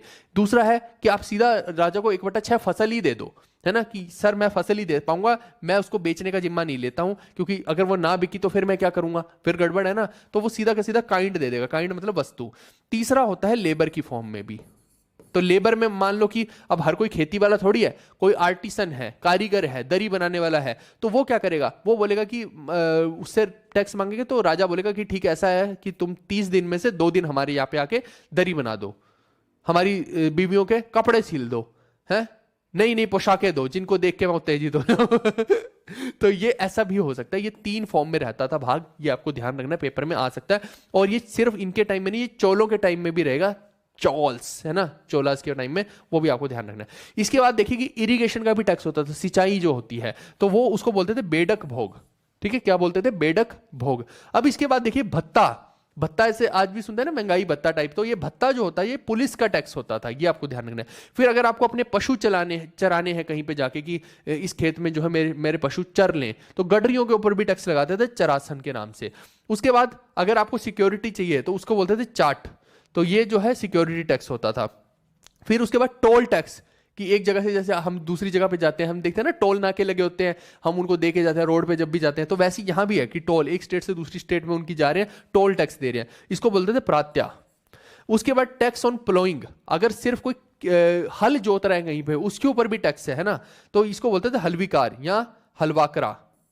इसके बाद आपका आता है सेल्स टैक्स, अगर आप कुछ बेच रहे हो तो वहां पे भी टैक्स लगेगा आपको, कलिप्टा या उपकलिप्टा, ये देख लीजिए। फिर अगर कोई नेविगेशन पानी के रास्ते से जा रहा है तो उसको जो है लगेगा तरादिया, तैरने से, ठीक है, तरादिया। उसके बाद उदक भोग क्या है, वाटर का टैक्स। आप पानी का इस्तेमाल कर रहे हो, चाहे कुएं से पानी ले रहे हो, चाहे पाइपलाइन से ले रहे हो, जहां से भी ले रहे हो, वाटर का टैक्स आपको देना पड़ेगा क्योंकि राजा का शासन है यहाँ पे। फिर देखिए बलि क्या होता था, बलि होता था additional operative tax on people, एक एक्स्ट्रा टैक्स लोगों के ऊपर जबरदस्ती थोप दिया जाता था, उसको बोलते थे बलि। फिर देखिए सर्ववृष्टि कौन सा टैक्स था, ये फोर्स्ड लेबर टैक्स। आप देखो जबरदस्ती किसी को फोर्स टैक्स लगाना। अगेन देखिए कि मैंने बोला ना कि ऐसा भी होता था, ये मत समझ लेना कि नहीं नहीं ये तो बहुत ही प्यारे राजा थे, बहुत ही सुंदर सुशील राजा थे। राजा किसी का नहीं होता है, चाहे कोई भी राजा बने, कोई भी व्यक्ति राजा बने, वो भैया पैसे का ही होता है, उसको पैसा चाहिए बस कैसे भी करके। फिर आप देखिए उपार्निक कौन सा टैक्स लगता था, tax taken from border areas, जितने भी बॉर्डर के एरिया थे उनसे उपार्निक लेते थे। फिर उपारिकार कौन सा टैक्स होता है, tax collected from all subjects, बाकी की जितनी भी जगह बची उनसे जो है उपारिकार लेंगे। फिर रज्जू कौन सा होता है, tax for measurement of land, कि अगर जो लैंड की मेजरमेंट कोई करने आ रहा है तो उसके ऊपर भी टैक्स है, उसको बोलते हैं रज्जू। ठीक है, ये सारे मैंने हिंदी में लिख दिए हैं। ये क्यों इंपॉर्टेंट है, क्योंकि पेपर में आया हुआ है इनसे क्वेश्चन, नहीं याद करोगे तो मत करो, वो तुम्हारा अपना है। तो ये हिंदी में कई बार जो है हमें ज्यादा अच्छे से समझ में आ जाता है, चरासन, भत्ता, प्रत्यय, ये जल्दी समझ में आ जाता है, रज्जू, तो आप हिंदी से भी पढ़ सकते हो, इसको कोई दिक्कत नहीं है। चलिए कुल मिला के अभी तक जो हमने किया है पूरा का पूरा गुप्ता काल के बारे में कर लिया है। इसके अलावा पीडीएफ का ऑलरेडी आपको पता है कि पीडीएफ को कहाँ से देखना है, मैं वापस एक बार आपको यहाँ पे बता देता हूँ। जब आप हमारी जीवी कक्षा एप्लीकेशन को खोलेंगे, मैं थोड़ा सा खोल के दिखा देता हूँ, कई बार बच्चों को समझ नहीं आता है। ये जैसे जीवी कक्षा एप्लीकेशन है, इसको आपको खोलना है। खोलेंगे तो ये जो है ये तो आप कोर्स है जो ले सकते हैं अगर आपको लेना है तो, है ना। इस पर अभी ऑफ मैंने हटाया नहीं है, इसको आप लेना चाहे तो ले सकते हैं, जितने भी लोग हो। इसके अंदर सब कुछ कवर्ड है, MCQ, PYQs, मॉक टेस्ट, बहुत सारी चीज़ें हैं, है ना, वीडियोज़, तो PDFs, बहुत सारी प्रिंटेबल चीज़ें भी हैं, तो वो आप ले सकते हैं अगर लेना चाहे तो। इसके अलावा ये फ्री कोर्स का सेक्शन दिख रहा है, इस फ्री कोर्स पे क्लिक कर देना। अब यहाँ पे आपको SSC CGL पे क्लिक करना है। SSC CGL क्लिक करके ये देखो, ये बीच में जो सेक्शन दिख रहा है ये हनुमान सीरीज का सेक्शन है, SSC CGL 2025 का, इस पर क्लिक करना है। अब ये एंशिएंट हिस्ट्री आ गया, तो एंशिएंट हिस्ट्री चल रही है तो इस पर क्लिक करेंगे। ये देखो सारी PDF हमने यहाँ पे डाल रखी है, सीधा सीधा यहाँ से आपकी PDF डाउनलोड हो जाएगी। ठीक है दोस्तों, इसके अलावा अगर आपको अपनी आंखें नहीं फोड़नी है, क्योंकि कंटेंट तो ज़्यादा है और पढ़ना भी पड़ेगा, अगर किसी को पूरे पूरे नंबर चाहिए जीके में, 90% नंबर भी लाए जा सकते हैं जीके में, अगर पूरा अच्छे से कायदे से पढ़ लो तो। पूरा पढ़ना है, इतनी आंखें नहीं फोड़नी, अपनी आंखें प्यारी हैं, तो ये किताब है हमारी, इनको ले सकते हो, हिंदी इंग्लिश दोनों में अवेलेबल है ना। इसको कहाँ से लेना वो भी मैं 10 बार आप लोग को बता चुका हूँ। कुछ नहीं करना है, आपको हमारी एप्लीकेशन पे जाना है और एप्लीकेशन पे जाके आपको जब खोलोगे एप्लीकेशन, जो भी फ्रंट ऐसा सेक्शन खुलेगा, अब यहाँ पे ये नीचे आओगे तो ये बुक्स है, बुक्स के सेक्शन पे क्लिक कर दो और ये देखो, ये एक हिंदी की होगी एक इंग्लिश की होगी, है ना। तो हिंदी वाले हिंदी पे क्लिक कर लेंगे, इंग्लिश वाले इंग्लिश पे क्लिक कर लेंगे। गलत क्लिक मत करना बस कहीं पे भी। इस तरीके से आप बुक्स को ऑर्डर कर सकते हैं और 8 से 10 दिन में किताब जो है आपके घर पे पहुंच जाएंगी। 2 से 3 दिन में जो है हम टेलीग्राम पे इसकी पूरी की पूरी ट्रैकिंग ID की लिस्ट डाल देते हैं। सिंपल। अब फटाफट से मैं आप लोगों की कुछ क्वेरीज ले लेता हूं, अगर किसी की भी कोई क्वेरी है। एक बात और याद रखना, अभी 10-15 मिनट में एक छोटी सी वीडियो जो है मैं वो कोर्ट केस वाली भी बना के डाल दूंगा, ताकि आप उसमें वो सारी की सारी डिटेल्स को देख ले, है ना। तो वो इसमें मिक्स नहीं कर रहा हूं, वो अलग से एक वीडियो अभी मैं 10-15 मिनट में डाल दूंगा, तो उसको देख लेना, ठीक है। और बाकी दोस्तों को भी शेयर कर देना। बोलता मजे तो सिक्योरिटी टैक्स लेने वाले का, तुम्हें घना पता है कि मजे थे उनके, हैं तुम अलग ही हो। अच्छा, कह रहे हैं कि you are the best teacher. चलो धन्यवाद, आप लोगों ने मेरे को बेस्ट बनाया है। बाकी तो मैं मेहनत कर रहा हूँ, हमारी टीम बहुत मेहनत कर रही है, जितना हम जी जान लगा सकते हैं, झोंक सकते हैं, खुद को झोंक रहे हैं। आप देखिए किसी चीज़ में मैं कमी नहीं छोड़ रहा हूँ, चाहे कुछ भी हो जाए। मेरे को ये है कि बेहतर से बेहतर कंटेंट आप लोग को दिया जाए, ठीक है। थोड़ा सा स्लाइड दूसरी खोल लूँ, मैं थोड़ा साफ नहीं आ रहा था, अब ठीक है ना। सर आज बुक आ गई है लूसेंट का, क्या करूं उसका? किश्ती बनानी जानते हो क्या? है, बारिश में किश्ती बनाई है, वो यूं यूं करके वो पेज को एक किश्ती बनाते थे। अच्छा, एरोप्लेन भी बनाते थे। हैं, अब पता नहीं कोई और कुछ और भी बोल रहे होंगे। एक रबड़ भी बनाते थे, रबड़ डाल के हाथ में, मेरे को अभी भी याद है ना, क्लास के लौंडे क्या करते थे, ये रबड़ हाथ में डाली और वो पेपर को लपेट के यहाँ पे यूं करके लड़कियों के मारते थे भाई। ऐसे ऐसे करेक्टर भी थे। है, वो बना लो तुम लूसेंट का, ठीक है? वो बना लो, मैं सच कह रहा हूं। जरा एक बारी तुम अपनी लूज एंड खोल के देखो और ये कंटेंट देखो, एक बारी खुद ही समझ में आ जाएगा कि उसमें वो चीजें है ही नहीं है भाई साहब, है ही नहीं है। धन्यवाद त्रिशा जी। त्रिशा डेली आती हैं कंटेंट देखने, है ना। एक मेरे को 3-4 बंदे याद हो गए। आयुष डेली आते हैं, बिल्कुल, है ना। अभिजीत रिकॉर्डिंग नहीं मिलेगी अभी। कलीम भी डेली ही आता है, मेरे को ध्यान था, अभी दिख नहीं रहा मेरे को, अभी दिख जाएगा कहीं ना कहीं, है ना। चलिए, बहुत बढ़िया है। iOS के लिए, ऐप के लिए 7009754930 पे व्हाट्सअप कर देना, मैं आपको लिंक भेज दूंगा iOS के ऐप के लिए, ठीक है। अच्छा, कहते हैं नाम की डेमोक्रेसी है, वैसे चल तो मोनार्की ही रही है। हाँ, तो यही समझिए आप, देखो ऐसे ही होता है, राजतंत्र इज मोनार्की ओवरऑल। आपको सिर्फ दिखाने के लिए डेमोक्रेसी है, आपको फील देने के लिए कि नहीं नहीं तुम्हारा ही शासन चल रहा है, कायदे से होती सब मोनार्की ही है। मैं बोलता हूं, इनको अधिकार किसने दिया मनुष्यों के ऊपर राज करने का? सबसे बड़ी चीज तो ये है, हर कोई इधर जो है यहाँ का राजा बन जाएगा, है ना, उधर कोई पाकिस्तान का बन जाएगा, कोई अफगानिस्तान का बन जाएगा, उधर वो अमेरिका वाला चीखता रहेगा अब मैं हूं राजा, तुम अपने जंगल बचा नहीं पा रहे हैं, तुम पूरे देश के राजा बनने को फिर रहे हो। उधर एआई लेके आ रहे हैं कि हम पूरी दुनिया तबाह कर देंगे, कोई न्यूक्लियर वेपन, और इधर हमारे चिंकों को कोई काम ही नहीं है, वो चाइना वाले कभी कोई वायरस बना के छोड़ देते, कभी कोई, वो भाई साहब वायरस बनाने में ही लगे पड़े हैं। अलग अलग आइटम चल रही हैं, देखो कैसे राज किया जा रहा है और जनता का काटा जा रहा है भाई, बहुत चू बनाते हैं जनता का। बिल्कुल, मैं चंडीगढ़ से हूँ भाई। अरे एंड तक चलेगा यार, अभी तक तुम्हें पता ही नहीं लगा कि कोर्स एंड तक चलेगा है। अब क्लासेस के लेवल देखो ना तुम, कि कितने तगड़े तरीके से मैं ला रहा हूँ। अभी गुप्ता खत्म नहीं हुआ है, अगली क्लास में वापस से कंटिन्यू करूंगा। गुप्ता इतना छोटा थोड़ी है, इनके बारे में मेरे को आर्ट एंड आर्किटेक्चर इनका पूरा बताना है, इनके मंदिरों के बारे में बताना है, उनके स्टाइल्स के बारे में बताऊंगा। बहुत बढ़िया तरीके से मैं बता रहा हूँ ना, ये पेड के लिए मैंने बनाया है, बट आप लोग को भला हो रहा है इसमें। मैं चाहता तो ही छुड़वा देता, मैं सीधा मेडाइवल को शुरू कर सकता था। तो इसलिए जो है, कोई भी बच्चा इस चीज की आर्गूमेंट बिल्कुल मत करना कि नहीं नहीं सर आप इसको जो है पेड में भी रखो, पेड में सॉरी फ्री में भी रखो। इसको फ्री में इसलिए नहीं रख रहा हूं क्योंकि इनसे क्वेश्चन देखिए कि कुछ ही आएंगे, लेकिन आ सकते हैं क्वेश्चन। तो क्वेश्चन जब प्रैक्टिस करवाऊंगा तो आपको दिख जाएंगे कि कितने क्वेश्चन आ रखे हैं। तो मैंने पेड वालों के लिए बनाया, तो आपका भी भला कर दिया, बस सिंपल सी बात है। अच्छा, एक लड़का बोल रहा है सर आप अच्छा नहीं पढ़ाते, मेरा दिल दुख गया था सुनते ही। फिर उसके आगे लिखता आप बहुत अच्छा पढ़ाते हो, बहुत बढ़िया यार, मेरा दिल खुश कर दिया तुमने फिर से, हैं। उनको अपलोड किया जाएगा, जो इन क्लासेस को मैं हटा रहा हूँ उनको पेड कोर्स में अपलोड करूंगा। अभी जो पैनल है वो थोड़ा सा उसके ऊपर कुछ काम चल रहा है, एक आध दिन तक वो काम खत्म हो जाएगा, तो मैं सारे का सारा अपलोड कर दूंगा, ये जितने भी सेशन है वहां पे, डोंट वरी। नाग से शादियां हुई थी अरे नागाज उनको बोला करते थे, अब ठीक है कोई कास्ट बना दी होगी नागा, है ना, अब क्या बोल सकते हैं। टाइम टेबल किस चीज का दूं भाई मैं, कि सुबह 5 बजे उठ के ये लौंडा अपने कपड़े उतारेगा उसके बाद बाथरूम में घुस जाएगा, उसके बाद पानी की एक बूंद को अपने यहां पे गिराएगा, है ना। कैसे वाला टाइम टेबल दे दूं भाई मैं? कोई टाइम टेबल नहीं है, अपना ढंग से पढ़ो, टारगेटेड टाइम टेबल रखो कि आज मेरे को ये खत्म करना है तो करना है, बात खत्म। चलो, one and the only teacher जो भेदभाव नहीं करता, वादा करके भूलता नहीं है। कोई वादा नहीं भूलेंगे, बिल्कुल आपको जो बोला है पूरा करेंगे, एंड तक हम लगे रहेंगे, है ना। इस बार मैं भी आपके साथ लगा रहूंगा तो आपका भी इंटरेस्ट क्रिएटेड रहेगा, आपको भी मजे आते रहेंगे, और मजे मजे में बहुत सारी चीजें याद हो जाएंगी। ऐसा ही होता है भाई मेरे, जो कोई नहीं पढ़ेगा इन चीजों को वो अपना नुकसान करेगा, सिंपल सी बात है। अब उसका तो कोई इलाज है नहीं, है ना। वाह व्हाट ए कंटेंट, धन्यवाद भाई धन्यवाद। इतने सारे पॉजिटिव मैसेजेस देख के मेरे को भी मोटिवेशन जाग जाता है। अच्छा, नीलोफर कह रहे हैं कि हम भी डेली आते हैं, चलो बहुत बढ़िया है। जिसकी भी किताबें बताओ, यहाँ 16 जनवरी वाले रो रहे हैं, बोलते कि 16 जनवरी को ऑर्डर की थी अभी तक नहीं है। भाई 16 जनवरी कब है ये तो देख लो, अभी तो ऑर्डर कर रहे हो और अभी तुम्हें चाहिए तुरंत किताब, है हवाई जहाज से भेज दूं अभी रातों रात पैक करके?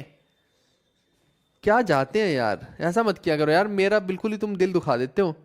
इतनी भी तेज सर्विस नहीं है हमारी, है 7-8 दिन तो लगते हैं आने में चीज को, क्या रातों रात भेज दूं तुम्हें हवाई जहाज में पैक करके?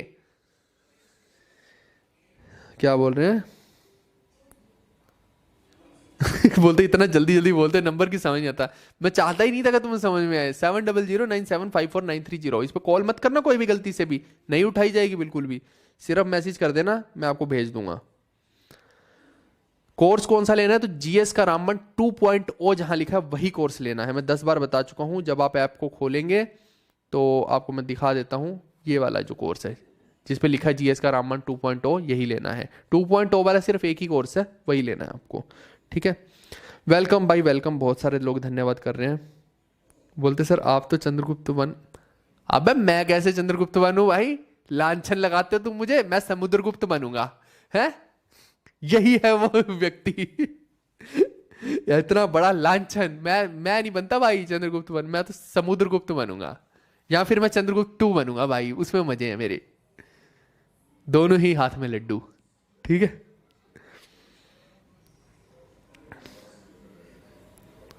ज्योग्राफी स्टार्ट हो जाएगी भाई, हो जाएगी। इकोनॉमिक्स में भाई पढ़ लो ना, इकोनॉमिक्स 35 घंटे की करवा रखी है अलग से। कौन सी मैं फारसी में इकोनॉमिक्स करवा दूंगा, बीओडी 1 भी तो दे रखा है तुम्हें, पढ़ लो उसको। 35 घंटे की इकोनॉमिक्स कम होती है, पढ़ना शुरू करोगे तो सब पढ़ लोगे। नहीं अभी एंशियंट की 2 वीडियो के आसपास, 2 या 3 वीडियो और आएंगी मेरे पास, और कंटेंट है मेरे को बताना है। वो मैं पेड के लिए बना रहा हूँ इसीलिए, नहीं तो फिर मेरे को ये डिसकंटिन्यू करनी पड़ेगी क्लासेस का कोई मतलब नहीं है ना। तो वो मैं आपको भी पढ़ा देता हूँ, उनको भी पढ़ा देता हूँ, तो पूरा कवर ही हो जाएगा। एंशियंट को फिर आज के बाद हाथ नहीं लगाना पड़ेगा, कंप्लीट हो जाएगी एकदम A to Z। यानी एंशियंट से कोई भी क्वेश्चन आया तो अब आपका बचेगा नहीं, उसको तोड़ दोगे उस क्वेश्चन को। इतना कंटेंट तो मैंने आपको दे दिया, इतना ज़्यादा कोई देता भी नहीं है। कौन दे रहा है भाई इतना हाई एंड का कंटेंट? क्या बोल रहे हैं, बिल्कुल स्पैम तो ऐसे ही रहता है भाई, स्पैम का तो कोई इलाज नहीं है। जिसने भी ऑर्डर किया था भाई सारी ट्रैकिंग लिस्ट डाल दी है। और जो पोस्ट ऑफिस वाले बच्चे हैं वो 1-2 दिन के बाद ही बोला करो, क्योंकि वो 1-2 दिन लगता है पोस्ट ऑफिस वाले को एक्टिवेट होने में, ठीक है। तो परेशान मत हो, अभी और ट्रैकिंग आईडीज मैं डाल दूंगा, आज रात या सुबह तक मैं बहुत सारी ट्रैकिंग आईडी डाल दूंगा, डोंट वरी अबाउट इट। चलिए, कल वाले की इसलिए नहीं डाली थी, मैंने पहले भी बता दिया है कि ऐप के अंदर कुछ इंटीग्रेशंस चल रहे हैं तो इसलिए नहीं डाल पाया। आज अगर वो ठीक हो गया होगा पूरा का पूरा तो मैं डाल दूंगा अभी सब कुछ। अच्छा एंशियंट हिस्ट्री तक तो ठीक है, लेकिन आप अपनी टाइम मशीन लेकर मेडाइवल में मत जाना, वहां सब खूंखार लोग हैं। अच्छा, तो तुम मुगलों की बात कर रहे हो या दिल्ली सल्तनत वालों की बात कर रहे हो? चलेंगे दिल्ली सल्तनत में भी घूम के आएंगे अपन, टेंशन नहीं लेनी है। और मुगल सल्तनत में भी घूमेंगे, सबके साथ बातचीत करके आएंगे। अकबर को मैंने बोल दिया था कि मैं आऊंगा तुम्हारे पास, और उधर अलाउद्दीन को भी बोल दिया है, ठीक है। तो तुम टेंशन मत लेके रखो। मैंने उसे बोला कि खाने का इंतजाम करके रखे, मेरे साथ 1000-2000 लोग और भी आएंगे, ठीक है। तो तुम टेंशन मत लो, तुम्हें सबको लेके चलूंगा मैं वहां पे। चलिए, अच्छा एंटरटेनमेंट फैक्ट्री बोले कि मैं भी डेली आता हूँ। एंटरटेनमेंट की फैक्ट्री तो डेली ही आ रही है, जब मैं आ रहा हूं तो एंटरटेनमेंट आएगा नहीं क्या? वाह। अच्छा बहुत मजे आ रहे हैं, बस जॉब लग जाए। बिल्कुल बिल्कुल, मजे मजे में ही जॉब लग जाएगी, तुम्हें पता भी नहीं लगेगा कि मजे आते आते ही जॉब लग गई। तुम बोलोगे अच्छा ये कब हुआ? आज मेरे को बहुत बच्चे मिले नारकोटिक्स वाले जो सिलेक्ट हुए हैं, जो बता रहे थे कि सर आपसे पढ़े हैं। मैं एक पोस्ट डालूंगा, है ना, कल डाल दूंगा एक पोस्ट। तो वो बहुत सारे बच्चे थे, तो वो मेरे को मिले आज, है ना। वो कोई स्पोर्ट्स मीट में आए थे, तो उन्होंने बोला कि सर आपसे पढ़े हैं, बहुत बढ़िया रहा, नारकोटिक्स में लग गए आज। 4-5 लड़के आ रखे थे मिलने। अच्छा ये बोल रहे हैं 2 लड़कियां गायब हैं पिछले कुछ दिनों से अपनी क्लास से। भाई मैंने तो ध्यान ही नहीं दिया इतना लड़कियों पे। यही है वो व्यक्ति जो लड़कियों को देख रहा है और उनके ऊपर ध्यान दे रहा है, पूरी लिस्ट बना रहा है ये। अच्छा आज ये 2 नहीं आई, इनके बारे में बताता हूं मैं, कौन है वो 2 जो नहीं आई। चलो, रिकॉर्डिंग वीडियो मेडाइवल से शुरू कर देंगे डालनी, ठीक है। हाँ स्टैटिक भी करते हैं यार, अकेले बच्चे की जान लोगे क्या? सब बन रहा है, सब बन के रेडी है, मेरे को ही नहीं टाइम लग रहा देखने का चीजों को। अच्छा ये बोल रहा है मेरी पहले कलीम खान थी आईडी, अब इसने साइमा परवीन बना ली। अबे ऐसे नाम चेंज क्यों कर रहे हो? पहले तुम लड़के थे, अब तुमने लड़की की आईडी बना ली है, कमाल है। चलो कोई बात नहीं, जो भी है ठीक है, मैं समझ जाऊंगा कि ये कलीम ही है। चलिए ठीक है, मैक्सिमम लोगों से बातचीत हो गई है, ठीक है भाई। अरे सुमित भाई मत बोलो यार, इधर मेरी बीवी भी लेक्चर देखती है, तुम मेरी ऐसी की तैसी ना फिरवा देना, हम पर्सनल में बात करेंगे, ठीक है, कॉल मी। चलो ठीक है भाई, चलो ठीक है ना। तो अब मिलते हैं कल, डोंट वरी अबाउट इट, आगे कल इसको ख़त्म करेंगे, इसकी प्रैक्टिस करेंगे और उसके बाद फिर नया टॉपिक करेंगे। अभी चोल भी पढ़ाऊंगा मैं आपको, और भी कुछ साउथ की डायनेस्टीज़ हैं जो काम की हैं, उनके बारे में भी बता दूंगा, जैसे राष्ट्रकूट वगैरह हैं वो भी पढ़ा दूंगा, ठीक है। और अभी थोड़ी देर में एक और सेशन आएगा तो उसको देख लेना जितने भी लोग हो, और ये सेशन हो जाएगा वाइंड अप। ये तो 100% मैंने बोला ही था आप लोग को, और जो कोर्ट केस वाला आएगा सेशन उसको सुन लेना। Okay guys, bye bye, take care, see you, love you all.